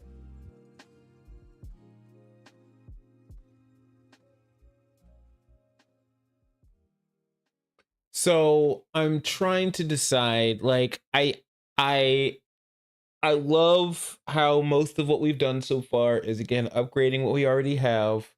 No, that doesn't really fit with an aquatic, even though it is water based. I was thinking water walk, but like again, there's really there's really no reason for that. We could flip it because this one is more of a tankier one. We could give this one resistance to lightning damage. I mean, if we wanted to go in that vein, because I mean, yeah, breathing water is pretty breathing water and being able to swim, I think is like its key crutch, right? But what else is it going to be able to? What is it going up against at level 14? Because if you're going to choose this again, it's situational. Like this one's definitely much more likely to be around water-based things. So, what really do water-based creatures fear the most, or what's usually the most like beneficial against them that this would be nice to have?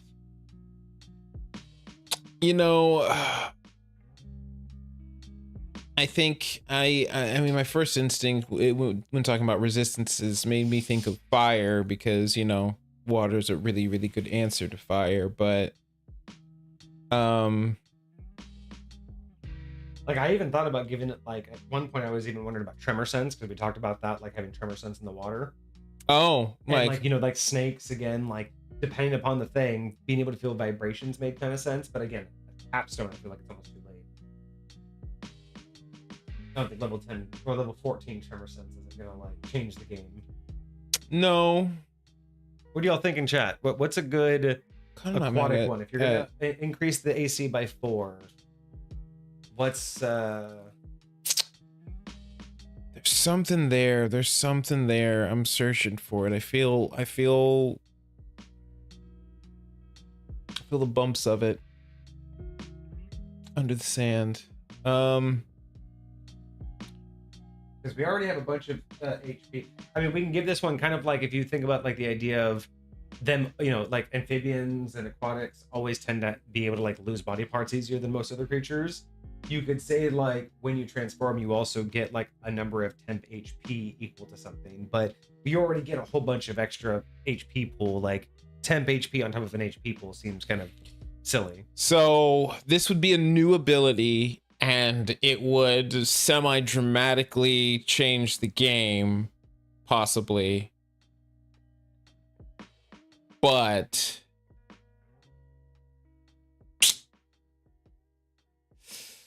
what if there was some sort of healing factor?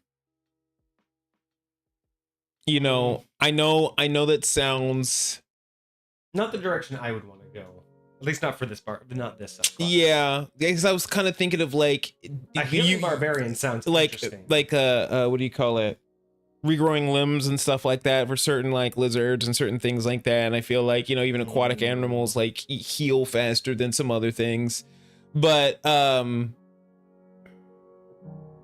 yeah, it doesn't necessarily feel right, but it's also so late. Like, I mean, even given it, you know, like most of the things I would think to give an aquatic creature seem early level stuff. So it's like, okay, so let's see. We got speed of poke, we got bite and a grapple. Now we have your reaction can be done further and you get more flight.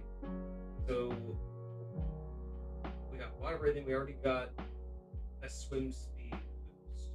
Well, actually, so wait, so what if, since these only got 1, what if we moved the swim speed to ×2 here instead? It would match up with what everyone else is. Because we also don't get the hour until this level anyway, so yeah, the swim speed doesn't really help for 10 minutes. This would really be more beneficial, like, for the hour. So if we just move that, then these all still get 1, and then this finally gets 2. And it's in line, right? It's got a speed boost. Okay, This so has a speed boost, this one gets speed boost. so I feel like I'm only just now remembering this. The biggest reason why I put that there at 10th level is because it feels like water breathing, like there should be more there. So if we were to move that down, I'm not 100% sure how this works, but traditionally speaking, attack rolls that are made underwater are made with disadvantage because of where you're at. But yeah, so if we could say something at level 10 where you no longer have disadvantage on attack rolls underwater, that would be water breathing.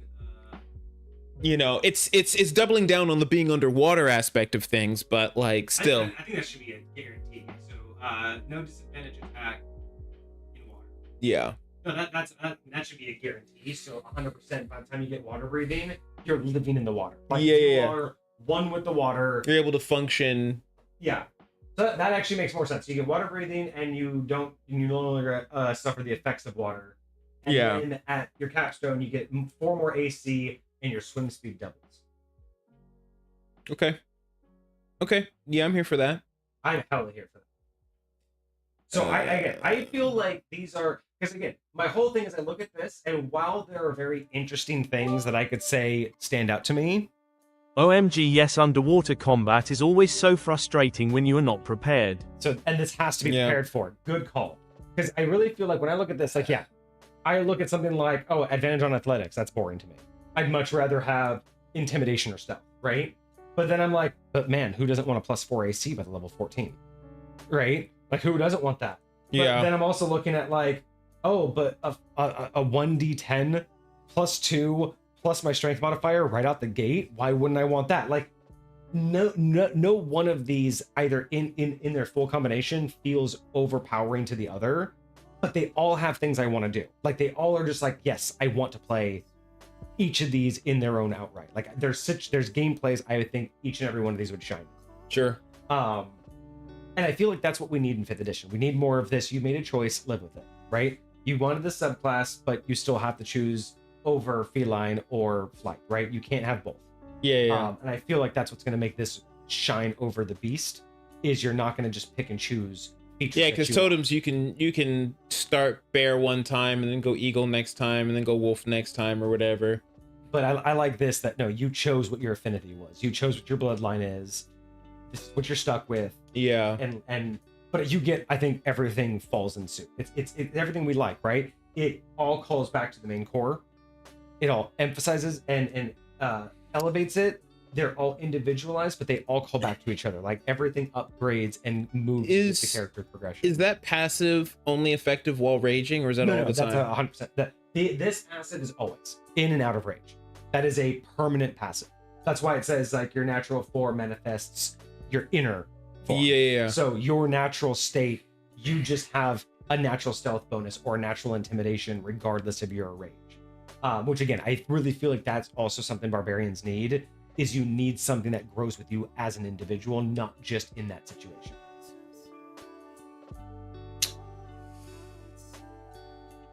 Wild.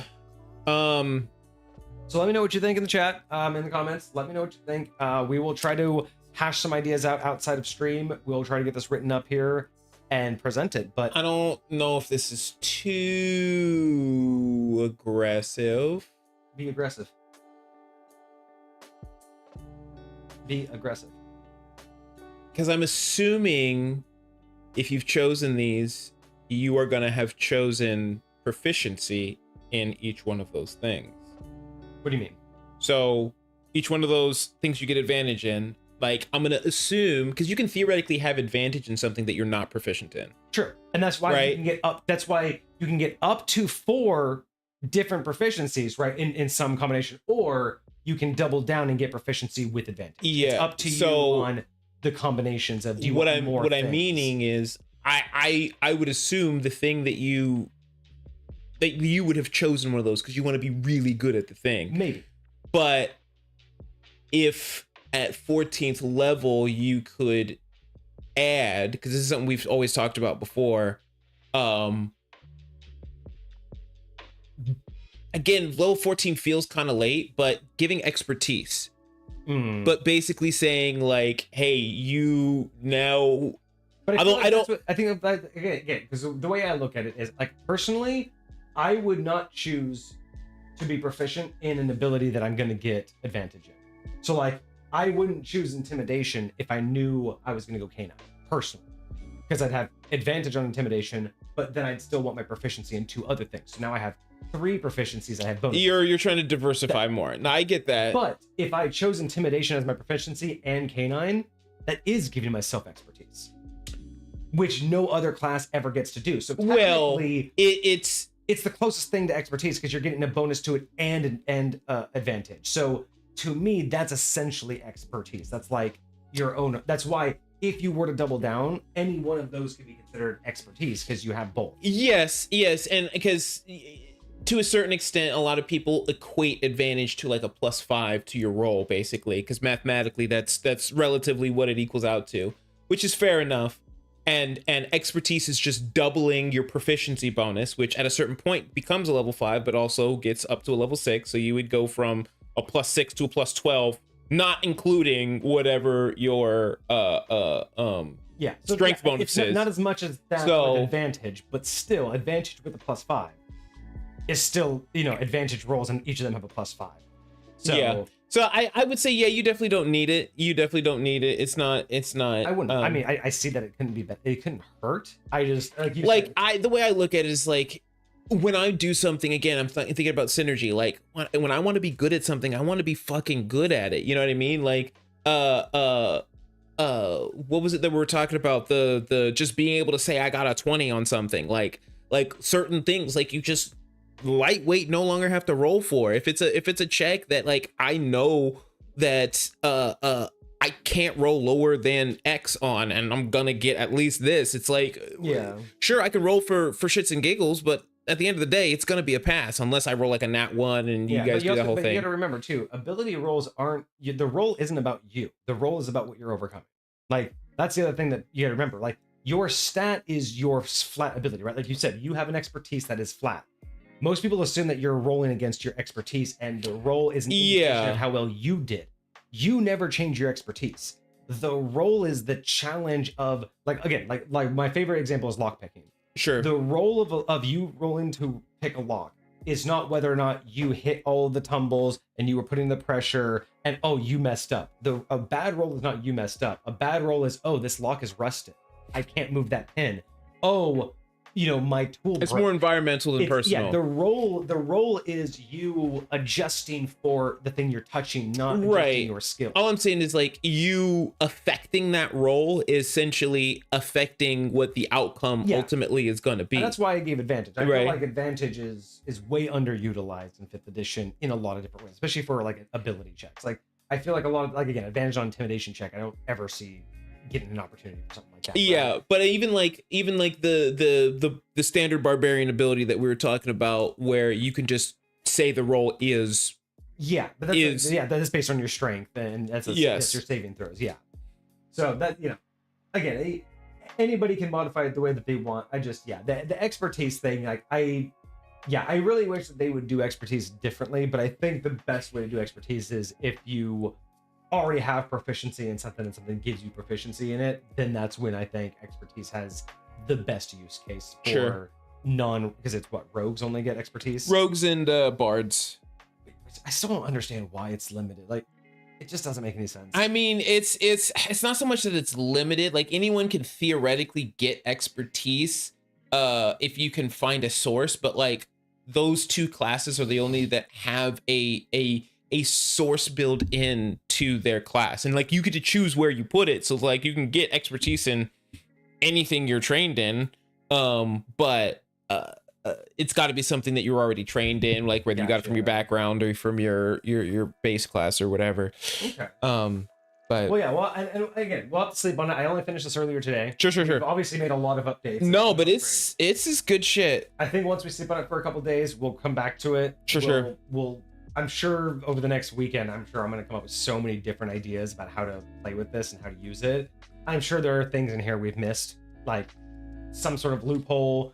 I'm sure there's a game-breaking aspect someone could find, and like you found with like the extra dashes. Like, sure. I'm sure there's still more to be done, but I do think it's like, again, like I told you before stream, I think this is one of my most solid plans I've ever had. Oh no, this is especially because there's a lot with all of this and 2024 being so different.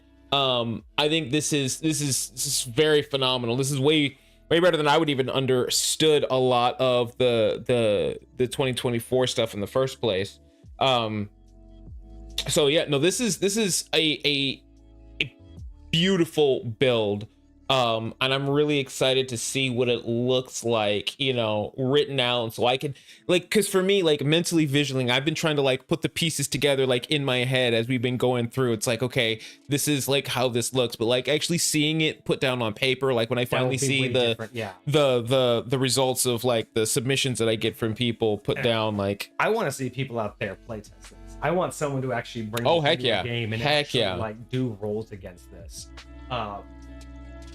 because it could be either wild or again, I don't think this is like a game-breaking amazing thing, but I also don't think that I don't think you will put this into a game and be like the standout player, but I don't think that you're going to put this into a game and be the one falling behind. Like, I think this is a perfect mid-ground type of, you're not going to be purely support, but you're not going to be the main hero. This is just that player, like, you're going to be a solid RP player, you're going to be a solid in combat, you're going to be helping out a little bit, like, you're not a jack of all trades, but you're also just not like going to master that one thing where it's like, hey guys, I got this. You're just there to just be like, this is what I can do, and look what I can do. And I feel like each and every one of them, like, again, while you could say the aquatic is the tank, while you could say the canine's the fighter and the feline's like the stealth one, that's just what they look like on the surface. I really think like you could take the canine or the feline and you could turn that into a monstrosity. Oh heck yeah. I mean, again, they're all barbarians. And like there's something to be said about like again, these are just so you look at the Hulk and then you look at She-Hulk, right? Like they appear a little bit different. Like the way they move is going to be a little bit different. They're both like heavy hitters. They're both dangerous things to contend with. They're both, like, you know what I'm saying? Like difference, but like it's very much a you want to be able to recognize the uniqueness in each of them, but like at the very same time you want to be able to see the relation between all of them. And the same goes for any other subclass that we have. Like you want to be able to say that like, oh yeah, that still feels like a barbarian. That still feels like I'm out here, you know, raging. And again, it doesn't necessarily have to be rage like for rage sake, because again, I feel like the avian, you know, especially with them being so aware, like I don't imagine like a rage mentality being like, oh, I'm so aware. Like I just exactly. I you know, like that's not what it really feels like. It feels like, you know, I was looking at the avian one just being more of like constantly in like anxiety panic mode, just like sure. You're just like what's happening out of it, you're gonna move like just like you're so overtly aware. Your rage is almost just like that PTSD of the moment something moves, I will react. And that's why I wanted like the extra reaction, right? The extra initiative. It's like the moment something just a pinprick and you instantly are a mile away, like not in a scared sense, just in a if something happens, I will be the first to react. I will be the first to know what's happening, and I will let like it just sounds right. You know what I mean? It sounds what I expect from birds. Birds are like the nature's alarm clock for a lot of different things. This is very true. And we don't get enough flyers. We really don't get enough things that let you fly. Because DMs hate them. Yeah. So many DMs have just banned Aarakocras from their game because they can fly from level 1. But this, I think, makes it better because A, you don't get flight till level 10. Sure. And you only get flight while you're raging. So it's not like you're going to be that asshole. Well, I mean, you could just be that asshole and rage and just fly. But you know what I mean? Like, it's not that key thing that is the crux of your build. Sure. So I feel like that's kind of nice. And again, I really am happy that we kept rage the whole way. I'm glad that you found a way to make it to where we didn't have to split them. I thought the splitting would be kind of nice, but it was more for the out of combat stuff. And that's always my ultimate goal, is to figure out like, hey, what's the ultimate intent? Like, what do we want it to go for? Even with that the earlier ability with the canines, it's like, what do we want out of these dashes? Like, how do we want it to feel when we're doing it? And that's my problem with like, I know what I want it to do in mechanical terms, but this is where I was struggling, is like, how do I make it make sense to everybody else? My thing was just like, we'll just give them extra dashes. I didn't think of it the way that you did. I'm just trying to be like, I just want to be able to like dive across the battlefield, bite someone, and then dive across to somebody else. I just want to be able to like do that thing that you see animals do, like wolves do when they fight, where they like run up, they kind of like dive in one direction and then they'll dive in another direction. Mm-hmm. Like, that's what I'm thinking of. It's not like the cat zoomies that they're just zigzagging all over the place. It's more very intentional. They bum rush one way and then they do that 90-degree turn where they just bum rush the other way, trying to like break you out. That's what I'm thinking of. Yeah. But you're right. Like, the intent was not necessarily what we got with how I was trying to unfold it. Finish up your Pokemon campaign, had a stream in the background, and got asked about it. Well, did you tell them that we were building a barbarian that's also a werewolf? That's right. But we finished it. A barbarewolf. A barbarewolf. A barbarewolf. But yeah, Path of the Wereform is complete. I like that. We will finalize it. We'll put it up once we are good with all of the ideas. And yeah, we will finish it up. Oh, they thought it sounded interesting. That's cool. Well, I'm glad that we have, a larger group out there that are secretly listening. That's right. Secretly think that it'll be fun. But hey, once we get it printed, you can actually hand it to them and be like, "Hey, try this out in your game." I really want people to try this out. I really want, again, because I don't play 5th edition, I'll probably never actually try it myself. But I really want to see. I mean, you got a little 5th edition in the Discord. I mean, But I want someone to game test this. But yeah, that's us. Anyway, what time is it? Oh, it's late. Well, I have the state fair in the morning, so I'm gonna go. To the Oh, state yeah, you fair do that in the morning? I might do some live stream. I don't know. It depends on how the crowds are. Depends on if we find anything Sure. interesting to look at. But I don't know. Maybe I'll live stream tomorrow while I'm at the fair. In other words, I just caught a larvatar, a future Tyranitar named Goria. Original name for Godzilla. Cool. Wild. But yeah, so that's it. Like wow, that's kind of cool though. I think that's solid. It looks like a lot written down here, but really like it's not. It's actually pretty fucking simple. Yeah. And then once like we do the tables like you were suggesting, like just do 4 tables that you can choose from. The levels will just say, you unlock this ability from your table, and you just have to refer to the table for what you get. And because each table will just be like level 3. Claws. It's exactly what it's going to be. It's going to be whatever your level is. It's going to be whatever the feature is called, and then it's going to be all of the individual pieces all the way across the board. Now, the only thing will be the things that apply to everything probably won't be included on the table. Those will be included in the actual. Yeah, so like level 3 will say, while raging, you gain the natural weapons and your base ability from your table. The table will say natural weapons, base ability. And then this will say, and then it will say, level 6. While raging, you will get these abilities. While at all times, you will get your passive abilities according to your table. Refer to table. Yeah. Level 10. All of them get the following features. They also get level 10 feature according to their table. Yeah. So very simple, very easy, but your table will be the only reference you need. These things will just tell you to go reference what piece of the table you've unlocked. Yeah. My Shedinja named Kage did some good work hitting a crit for 30 damage and killing an opponent. Kages are good for that kind of shit. Apparently, Kages are good for that kind of shit. Apparently, you're a Shedinja, whatever Shedinja is. Wild. Shedinja. What is this? Is that a Pokemon? I've never heard of that. I'm not even gonna lie. There you go. Oh, wild. That's what you are, apparently. I got a little halo. That's Dorbs. Oh, look. We can get you a little Kage plushie. Come on now. There you go. That's hilarious. All right, y'all. Well, that was fun. I'm glad y'all sat back and listened to us rant for 3.5 hours about something I built this afternoon. It's crazy how quickly this can like come up if you just have an idea, right? Like, dude, absolutely. I know some people who spend months on this. Like, we have people who submit after months, and it's like, how did I come up with this in an afternoon? But then again, how often do I come up with this? I don't. I rarely ever come up with shit like this. So it's like sometimes it hits, the inspiration's there, and I just roll with it. But see, exactly, and man. Then other times I got nothing. It's got to be organic. It's got to be organic. That's how it works. And it really did. I mean, this came up off of a rant off of what? Monday. Mm-hmm. This is a rant from Monday, and now all of a sudden here it is written on a board. It's real life. If you want to see the update of this, make sure that you join the Discord and follow us so you can get the updated version of Path of the Wereform coming to a Discord near you. Also, probably post to a Discord near you. Or TikTok. Yeah. But yeah, that's really fun.